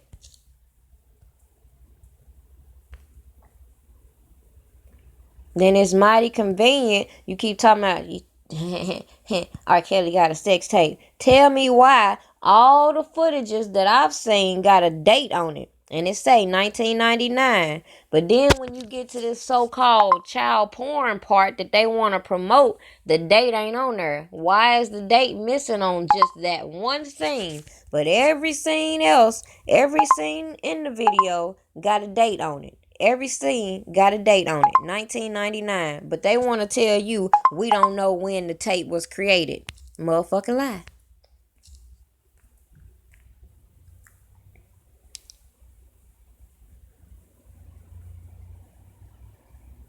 So, after Tupac dies and whatnot, I'm pretty sure some of you fans may know that they started trying to put it out there that he was gay. You want to know why? Because Tupac started exposing a lot about these homosexuals in the hip-hop and in the industry. And they didn't like that. So they wanted to assassinate his character, which is what they normally do. When you start exposing secrets and shit, they got to fucking let you go. And you gonna go one or two ways. You gonna go in the jail or you gonna go in the coffin. And then they sit here and let these women of today sit here and get with Lisa Bloom and Gloria Allred and talk about some revenge porn. And then you seen the shit play out even with this Dana J shit. They didn't have no motherfucking problem putting his pictures up on the internet of his private parts. But then when some other girls post the so-called victims' private parts, it's a problem. But it goes both ways. You can't be sitting here posting no men's private parts and then want to say it's revenge porn when somebody else posts your private parts. It don't work that fucking way. But they made lots of money off this photo right here. And it make you wonder, what type of shit is this when it look like a man sitting here pointing at him, holding his pants down? That look like some bullshit to me. For all we know, they could have been setting him up, made him do that, had him under the influence. Who fucking knows? All I know is shit ain't right.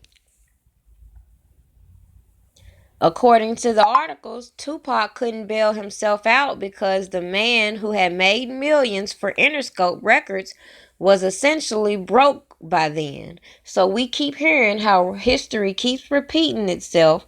All these celebrities, in the moment of need, they don't have the finances. They always need somebody else to come help them. Even Prince, he's known for bailing out a lot of celebrities. He paid off Lauryn Hill's taxes. He did a lot before he passed away. So when you hear all these stories about these celebrities needing help with their taxes and stuff, it's because they all are getting signed in bad deals. But y'all want to let stupid people like Jim Derogatis say he doesn't have his publishing because he married an underage girl. No, he doesn't have his publishing because people have been stealing from him from the beginning. Tupac goes to prison for rape in 1995. But yet, after he dies, You got people like Vlad conducting interviews in which she's basically spilling the beans and lets it be known. Even in other articles, Tupac didn't have any parts of this, yet he was sentenced to jail. Oh, that was in New York too? Coincidence.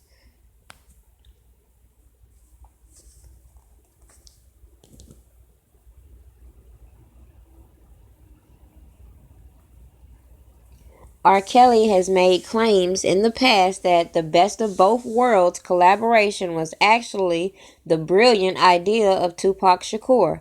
The Pied Piper insists Tupac was the original choice. Pac and Kelly had plans to make music together, but after the Machiavelli rapper was murdered in Los Angeles in 1996, Jay-Z took his place. There's no doubt such a musical collaboration would have been one of the biggest successes in the hip-hop history. And if you go look it up, you will come to find that the Best of Both Worlds with R. Kelly and Jay-Z is one of the lowest producing albums that I believe R. Kelly has. So that would be a little motive for Jay-Z to be a little bitter because he thinking he's such the hip-hop king and he pairs over here with the king himself and it don't produce well. But at the end of the day, every other album that R. Kelly has produced. But nobody picked up the fact when Lisa Bloom ended up getting her client sued by 50 Cent because her client uploaded her own sex tape, allegedly. 50 Cent shared it, and they tried to sue him for revenge porn, but he sued their ass back. And that's just what I'm saying. If people had R. Kelly's best interest in heart, they would have been suing all these people that were suing him right the fuck back. But instead, they were, in my opinion, letting these things happen to set him up for his downfall. The FBI released files this week on the murder of rapper Tupac Shakur in '96, revealing that the Jewish Legal Defense League was suspected of extorting money from various rap musicians, stars via death threats, including Shakur and another performer, Eazy-E. So they saying that these Jewish people were trying to extort money from all these rappers, including Tupac and Eazy-E, and both these people end up dead. And now they over here targeting R. Kelly, and he's sitting here telling you out his own mouth, they're trying to kill me. But everybody wanted to laugh at what he was saying.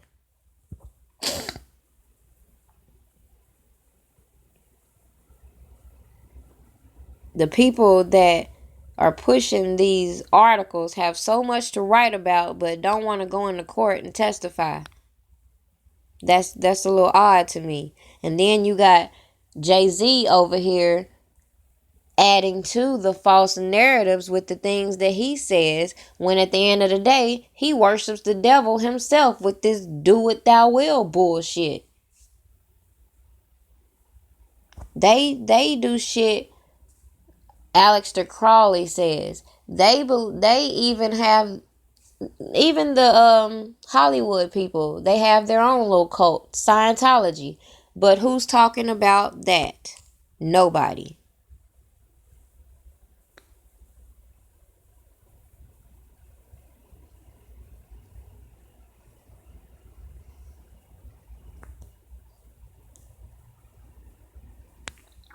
I wanted to share this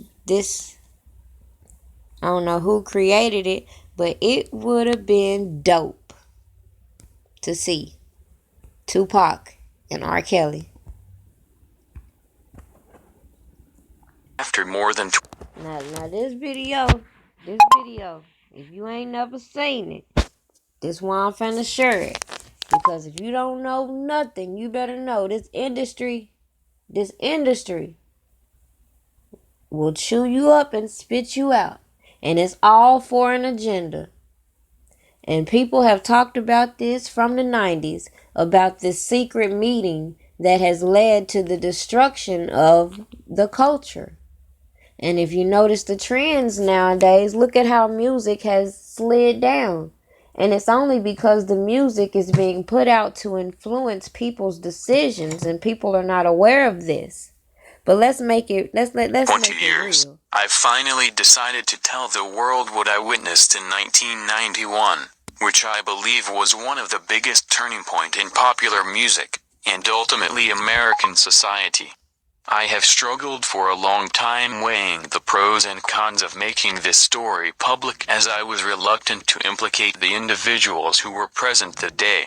So I've simply decided to leave out names and all the details that may risk my personal well-being and that of those who were, like me, dragged into something they weren't ready for. Between the late 80s and early 90s, I was what you may call a decision maker with one of the more established companies in the music industry. I came from Europe in the early 80s and quickly established myself in the business. The industry was different back then, since technology and media weren't accessible to people like they are today. The industry had more control. You said Sharon just uploaded a video saying R. Kelly has millions coming. Well, that's another obvious thing. The man is owed millions, so of course he should have millions coming. So that's why I'm sitting over here like, people so worried about this money shit. Why don't we get the fuck to the bottom of where his money's at? Because if he had his monies, would there be a need for a defense fund, people? Hello? But it's very fucking funny. Just last year, they had his net worth at 1 million, but it looks like today they have it at like 40 million as it's increasing, because guess what? That's why I be thinking, is this a fucking publicity? Like, this shit be having me all over the place. It makes no sense. Like, I know people do a lot of shit for publicity, but I don't think staying in jail would be one. But goddamn, this is crazy. It's crazy. They're using him to get the money, and I believe somebody else gonna get the money, because the way it looked like to me, his publishing is set up through a whole lot of different companies, and he ain't on the copyright. Somebody else is. All over the public and had the means to influence them any way it wanted. This may explain why in early 1991, I was invited to attend a closed-door meeting with a small group of music business insiders to discuss rap music's new direction. Little did I know that we would be asked to participate in one of the most unethical and destructive business practice I've ever seen. The meeting was held at a private residence on the outskirts of Los Angeles. I remember about 25 to 30 people being there, most of them familiar faces.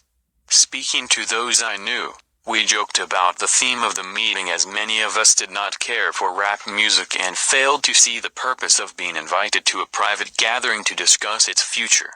Among the attendees was a small group of unfamiliar faces who stayed to themselves and made no attempt to socialize beyond their circle. Based on their behavior and formal appearances, they didn't seem to be in our industry. Our casual chatter was interrupted when we were asked to sign a confidentiality agreement preventing us from publicly discussing the information presented during the meeting. Needless to say, So with that being said, I'm pausing it there because he's telling you, as a whistleblower, in this little meeting they had to sign a confidentiality. With anything, for the most part, when it comes to entertainment, you're going to be signing confidentialities. So I just found it another red flag when these girls kept on trying to say, oh, he forced me to sign this saying that I did this, and that. You a motherfucking lie. He made your ass sign a non-disclosure to not be talking about the freaky deaky shit y'all be doing, which ain't none of our motherfucking business. Any fucking way. this intrigued and in some cases disturbed many of us. The agreement was only a page long but very clear on the matter and consequences, which stated that violating the terms would result in job termination. We asked several people what this meeting was about and the reason for such secrecy, but couldn't find anyone who had answers for us. A few people refused to sign and walked out. No one stopped them. I was tempted to follow, but curiosity got the best of me. A man who was part of the unfamiliar group collected the agreements from us. Quickly after the meeting began, one of my industry colleagues, who shall remain nameless like everyone else, thanked us for attending. He then gave the floor to a man who only introduced himself by first name and gave no further details about his personal background. I think he was the owner of the residence, but it was never confirmed. He briefly praised all of us for the success we had achieved in our industry and congratulated us for being selected as part of this small group of decision makers. At this point I began to feel slightly uncomfortable at the strangeness of this gathering. The subject quickly changed as the speaker went on to tell us that their respective companies we represented had invested in a very profitable industry which could become even more rewarding with our active involvement. He explained that the companies we work for had invested millions into the building of privately owned prisons and that our positions of influence in the music industry would actually impact the profitability of these investments. I remember many of us in the group immediately looking at. And it's funny, to this day, people keep trying to get even me to invest in prisons and shit like that. Yeah, it might be profitable in the long run because of the way shit is being set up. But guess what? All money ain't good money. And I ain't for no shit like that. I wouldn't put my name on no motherfucking prison. The fuck? At each other in confusion. At the time, I didn't know what a private prison was, but I wasn't the only one.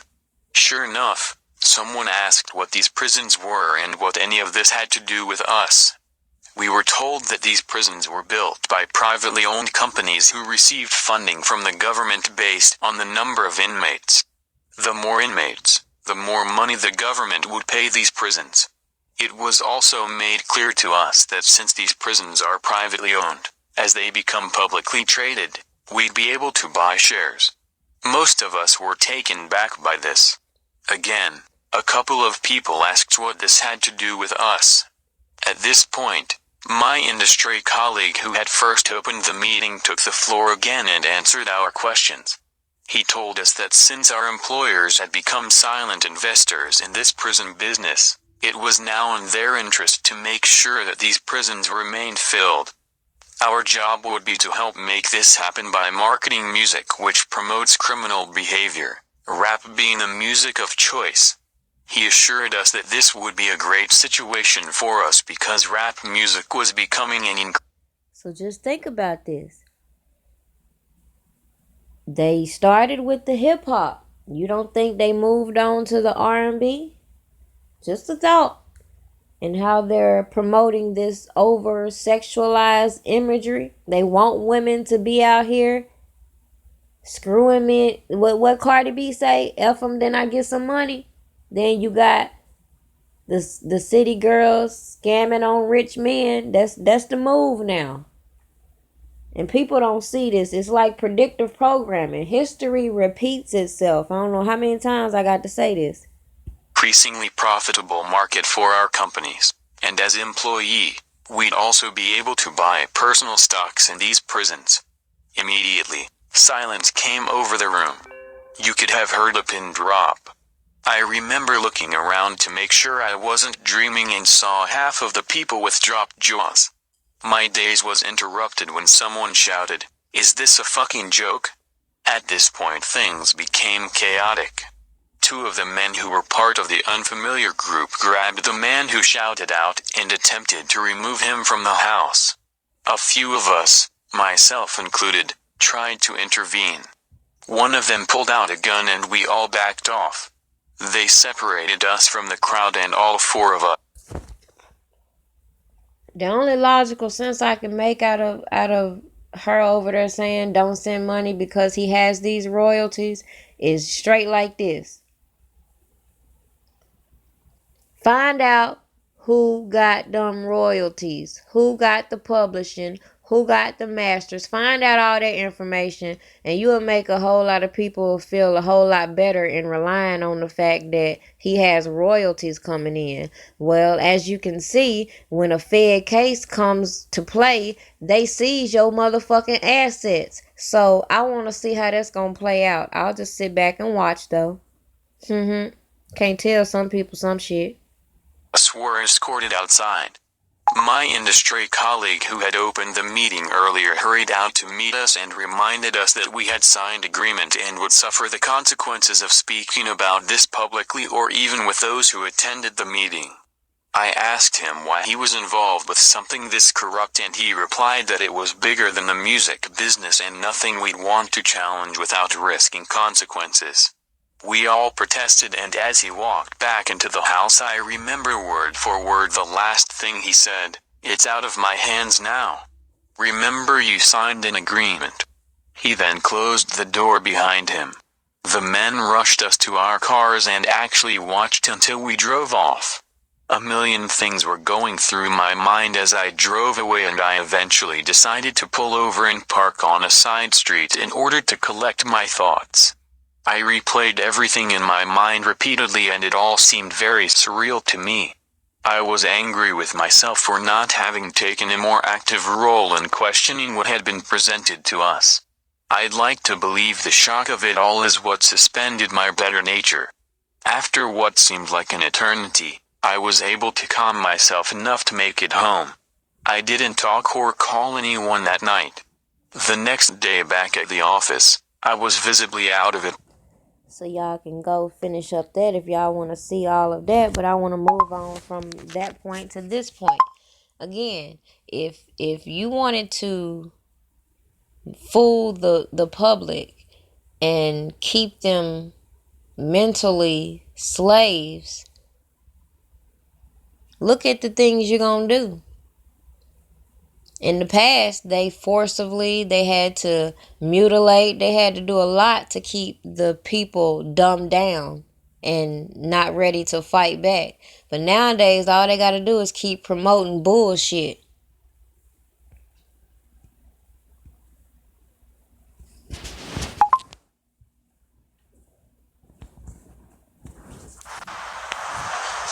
John Cummings had the idea to turn this place into a museum of slavery and nothing else. There is no sugarcoating here, no watered down narrative, because we have come to a time where we have to be honest about everything, where we have to be direct and have a crude language, if necessary, about this mess. At its peak in the 1830s, the Whitney Plantation had about 120 people enslaved here. They were squeezed into 22 small shacks across the grounds. Under Louisiana law, slaves were considered property and were bought and sold at auctions. The big house was where domestic slaves took care of tasks like cooking and cleaning. Many of these enslaved women were raped and impregnated by their owners, since it was not an option to refuse their advances. Records showed that the children of enslaved women had high mortality rates. A child died every year for 40 years on the Whitney Plantation. This memorial is dedicated to all the children who died in slavery. We know that they contributed to the making of American culture and identity, and we know also that their descendants today are suffering much from the legacies of slavery. We need to have all the children of America educated about slavery, educated about Jim Crow, educated about racism, so that they can work for a better world.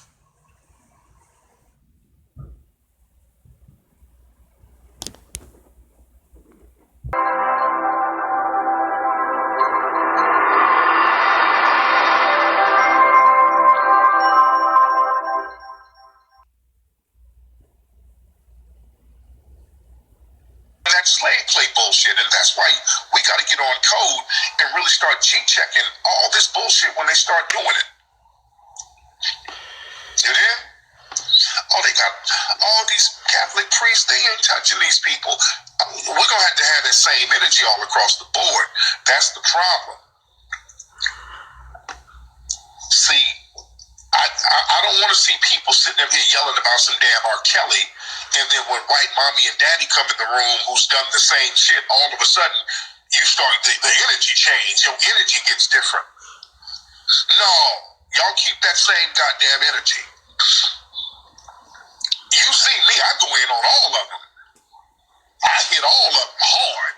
You ain't getting no damn pay. I've been going in on Brian Singer, Weinstein, all of them, Ed Buck, all of them. I go in on all of them. You all getting the same energy. I'm the can man. All y'all asses getting the same goddamn energy. You getting all of it. I ain't gonna be like, oh yeah, R. Kelly, fuck that nigga, R. Kelly, he ain't shit. Then when Brian Singer and his folks come in the room, right? We gonna get in some good trouble. And then you turn to John Lewis. You start bucking your fucking eyes when the white people come in there. He's got to forgive. I've actually seen some of these same negresses and Negroes who are yelling about R. Kelly. When you bring the Weinsteins and Brian Singer, you bring these people up, they actually start making excuses. They were like, well, Harvey Weinstein, it wasn't really pedophilia. I'm like, well, okay. Well, y'all starting to explain when it comes to them. Yeah, when it comes to them, they start explaining. Yeah, we're in here heavy. Yeah, don't get quiet. And yeah, Hugh Hefner, I heard a lot of shit about Hugh Hefner. We all heard shit about him. We've all heard shit about him. I've heard a lot of stuff about Hugh Hefner. Also, I've heard from black girls who've been up there saying how racist he is. That's some shit people don't like talking about. They make it seem like Hugh Hefner is some kind of civil rights ally or some shit. I've heard black girls who's been around goddamn Hugh Hefner saying that motherfucker's racist as hell. He was racist when he was alive. So I see some confusion about the defense fund yet again. And to each his own. You could donate, you don't have to donate. That's like me going into church and when the collection plate come by and I really don't want to donate, instead of just passing the fucking collection plate on about my business, I want to say, wait a minute, I donate, nah, y'all ain't gonna pay the rent, y'all ain't doing, fuck that. Like, either you is or you ain't. Like, like, for real, if you don't want to donate to the defense fund, guess what? He got a commissary you could donate to. If you don't want to do that, guess what? You could just sit back and just post factual information and leave it at that. But you ain't got to keep going back and forth with people about some shit that don't apply to you. Like, I'm looking at most of the people side eye because the people who's talking, they wasn't gonna donate no motherfucking way. So I don't really give a shit about their opinion. So if they not gonna come back with something factual to make it, hey, this is the reason why you should not and do this, I would suggest doing this instead. If you're not gonna come with a solution, what is the point in continuously talking about this defense fund when you see it's a clear distraction? When you see they want this man defenseless. When the attorney y'all talking about that say there is no defense fund, talking about if he's not paid, he's gonna get a fucking public defender. So at the end of the day, I can't take some of these comments serious. Alright, fuck him. Yeah, you have to. Yeah, I've heard things. You there? Yeah, they look at, yeah.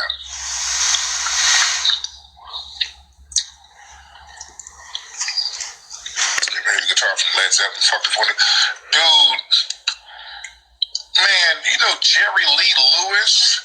Some of y'all might not be old enough to remember. Jerry Lee Lewis married his 13-year-old cousin, and he would parade her around.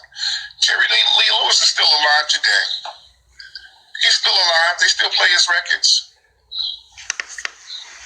Elvis, he had that's what a 14-year-old?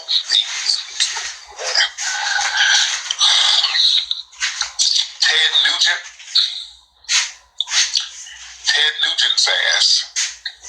Then he became a legal guardian of some underage chick so he could marry or something. Weird shit. His racist ass. And then... So the audio's back up? I don't know. Maybe it was a flag. Somebody flagging my stuff around here. and I've been talking about this with R. Kelly. The thing with R. Kelly,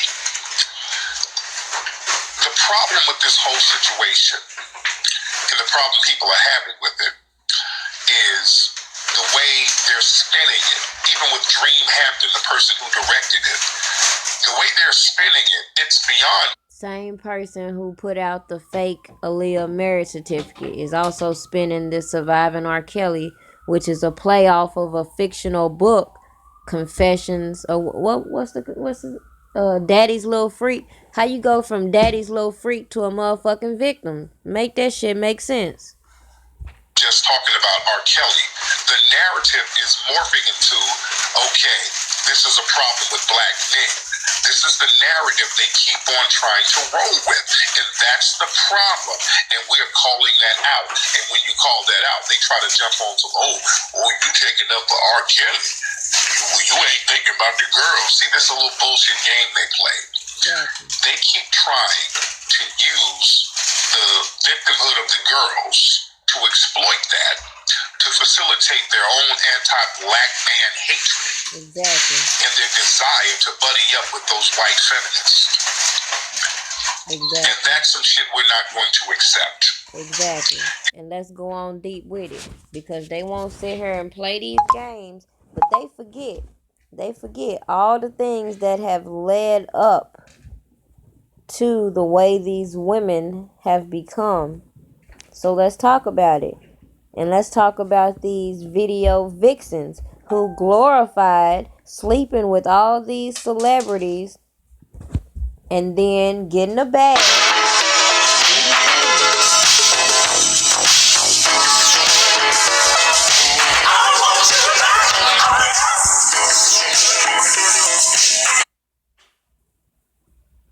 Started becoming a prominent accessory and object for rap videos, thanks to 2 Live Crew and Sir Mix-a-Lot.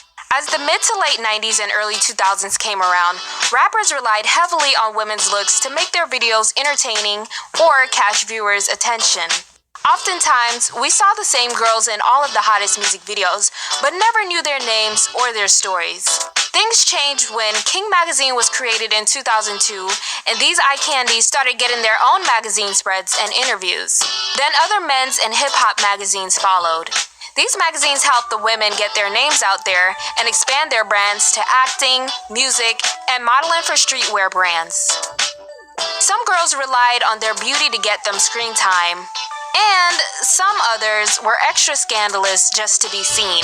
It was exhausting seeing the overwhelming amount of light skin or key point.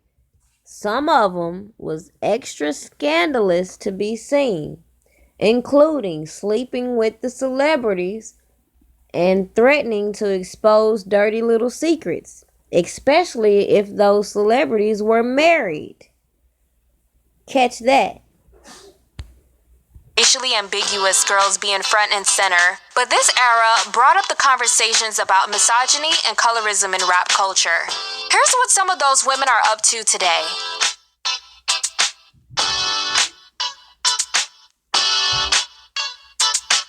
Simone Baptiste was a Trinidadian video vixen and model who received a bachelor's in child psychology from the University of Illinois at Chicago.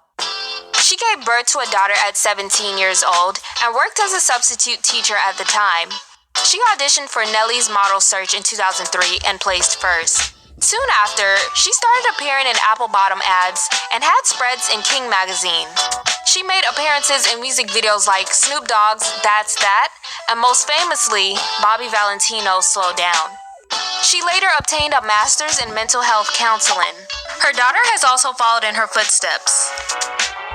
She is now a realtor and has her own YouTube channel.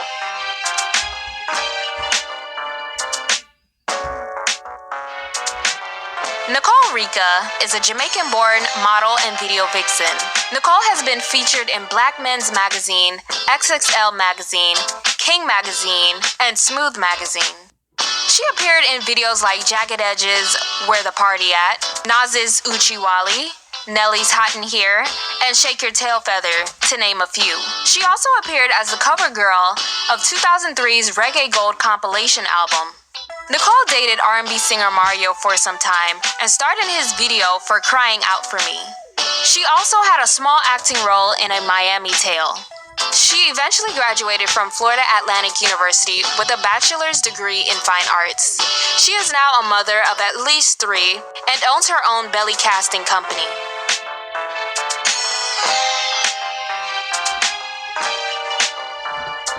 Gloria Velez was one of the most popular and scandalous video vixens of. This is one I really wanted to function on, because this is one who was like the person, Lisa Van Allen, who goes to the video shoot and thinks, hey, I'm going to go sleep with the celebrities. I'm going to do all this extra stuff and I'm going to get my claim to fame. That's what these girls have been on for decades. But they want to sit here and play these games like they don't know why these celebrities are tracking down these celebrities. Don't try to say R. Kelly is a predator when these women are stalking him. The 2000s, and most famously recognized for her role in Jay-Z's Big Pimpin' video, Next to Pimp C. She appeared in dozens of the most popular music videos of the 2000s, like Sisqó's Thong Song and Jagged Edge's Where the Party At. The Puerto Rican model started her career as a video honey for Uncle Luke in the early 90s when she was a teenager and did a lot of scandalous things in videos and outside of music videos. She had a kid for R&B singer Aaron Hall when she was just 16 and he was in his 30s, and was also rumored to be linked to a number of Did y'all just hear that? When he was 16, when she was 16 and he was in his 30s. Again, this was a common thing that was going on around there. You had all these girls that were 16, 17-year-old being exploited for these music videos. Who was checking that? rappers that she worked with. She often did whatever it took to get gigs. Gloria was also Playboy's Babe of the Month in 2005 and made an appearance on The Chappelle Show. She also attempted a rap career and signed with Rodney Jerkins' label, but that never went anywhere. She ended her career in entertainment after the birth of her second son, who had health issues. She now runs an online women's boutique.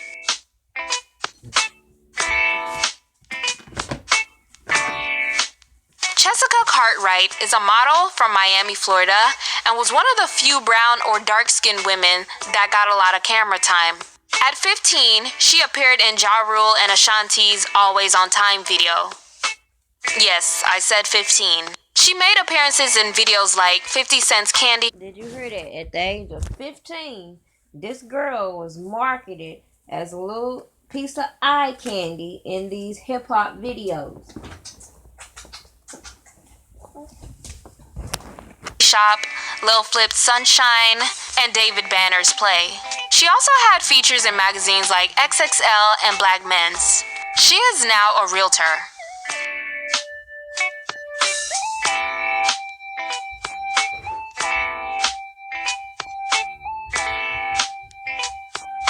Jeanette Chavez is a Costa Rican model who's most famously known as the leading lady in Jay-Z and Pharrell's Excuse Me Miss, wearing that iconic Paco Rabanne dress. She won Miss America Latina in 1996 and started working as a commercial and print model for Avon and Charter Club. I wouldn't really consider her a video vixen, but she did receive an award for Sexiest Video Vixen at the Vibe Awards. Today, she still works as a catalog model.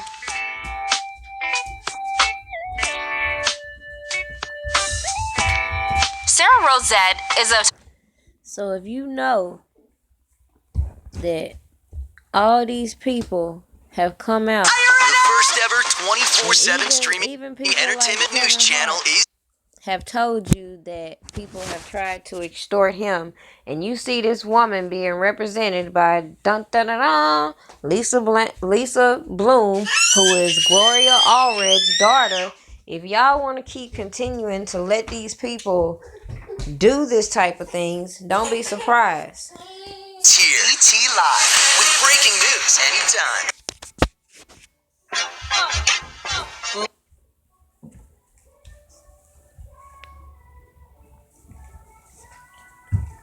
And end up crashing into a fence. That car, if I'm dangling there and you gonna leave me there? And wish him and Rebecca a speedy recovery. Hart's attorney also revealing his client is still not all the way back to work. 2017, when Kevin Hart's wife, Eniko, was pregnant with their son, Kevin cheated on her while in Vegas with a chick named Montia Sabag, where their late-night, early-morning rendezvous was videotaped, and his friend JT Jackson attempted to extort Kevin for $5 million, stating that the money was needed or else the tape would be released. Well, the tape was released anyway and no money was given. Kevin issued an apology to his wife and his family, and he was shocked that... Do that sound a little familiar to y'all? This guy's friend threatens to extort him, saying he's gonna release his tape because he know this man married, he over here cheating. He finna release this tape trying to get some money. He still released the tape, still don't get no money. Now he's facing extortion charges. But nobody's gonna press these extortion charges on these so-called accusers out here capitalizing on surviving R. Kelly. JT had anything to even do with this. In a tweet during the time of this happening, Kevin said that his mind was blown and he was at a loss of words and simply in disbelief. Now, the LA District Attorney's Office filed a motion to dismiss the first count of extortion by threatening letter. Prosecutors did not have enough evidence to convict Jackson with the criminal charge. The threat was, "Give me $5 million or I'm releasing the video," and this was posted to public. I think it was real crazy. Like, all these celebrities and 411, they be telling you the stuff that be going on, and people get mad because they don't tell you in the way they want you to tell you, but they fail to realize they risking their lives in telling you. And if you look around, who want to keep risking their lives for people that want to keep following dumb shit? Like, nobody would do that. But even when Martin Lawrence was out there saying they're trying to kill him, Dave Chappelle say stop being dismissive when people are telling you things. They keep telling people things and they're not paying attention until it's time to take them down, and then they want to follow accusations. Public comments on an Instagram post where the comedian apologized to his family and friends for his infidelities. Now, since it was a comment, it did not count as a direct message to Kevin. Now, although JT's attorney said his client did not extort Kevin, prosecutors are still going after Jackson for other crimes, including 2 counts of unauthorized use of personal identifying information, as well as attempted concealing and selling stolen property. Now, if you recall, Montia, the girl in the tape, is suing Kevin. I plan on keeping this live up unless YouTube take it down. They already took down one video today. I put it back up just in case you want to go check it out if you didn't get to see it. It was called R. Kelly Was Set Up From the Beginning. Hart because she thinks he tried to videotape their encounter to use him getting caught as a skit in his next comedy tour. But Sis isn't suing the friend that everyone already knows is involved because Sis knows he doesn't have any money. Montia Sabag filed a lawsuit. That's pretty much like the woman that sued R. Kelly, Montina Woods, because Lisa Van Allen stole a sex tape that she was on and had it leaked to the public. And instead of suing Lisa Van Allen motherfucking ass, she decided to sue R. Kelly. And people want to use that as a reference for his lawsuits and things like that. But they're not looking at the circumstances that led up to those lawsuits.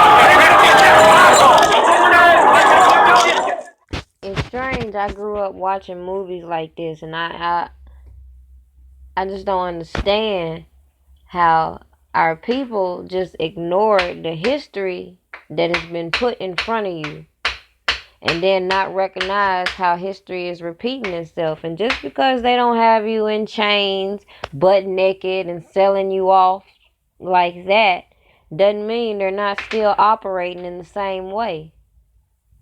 They're still focusing on depopulation. They're still focusing on everything to fill up their jail cells. They're still putting the drugs out in the streets, the guns out in the streets. How can all these gangs end up with all these weapons? Have you ever asked yourself that? Have you ever went back and researched how all these guns and drugs were dropped off in Chicago, and we sit here and wonder why things are the way they are now?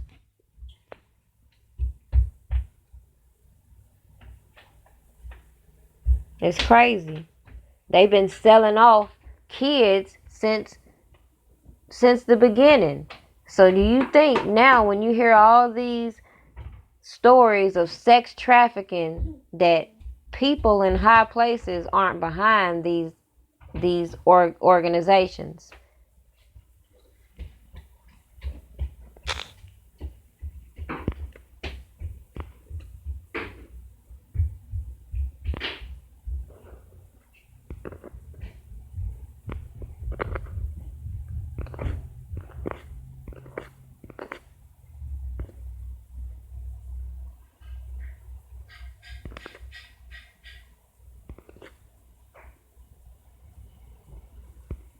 If you ask me, I was watching the news articles a couple months ago, and it was talking about, number one, in California, somebody can confirm it, they are making it where the Bible is going to be deemed a weapon. And at the same time, they're also trying to push the agenda of the chain gangs now. They're saying how beneficial they're going to be. Oh, my phone's about to die. But they don't realize how, when you see these articles, it's going to be an agenda behind it. Because when they want those chain gangs functional, who you think going to be doing it? Just be real. United States. But are these questions any closer to being answered? 1770, the American colonies. In this world of small, close-knit farming communities, there are no prisons. Since most crimes are committed by local residents, punishments take the form of public whippings and time spent in the stocks. Painful tortures intended to shame the offenders in front of their friends and families.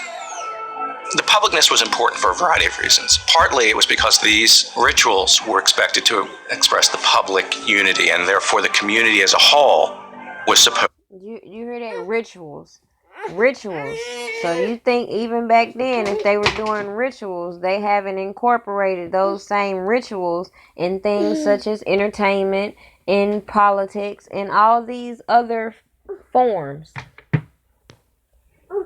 But as far as Q-Cent says, all these slave movies are fake, I think they're fictionalized.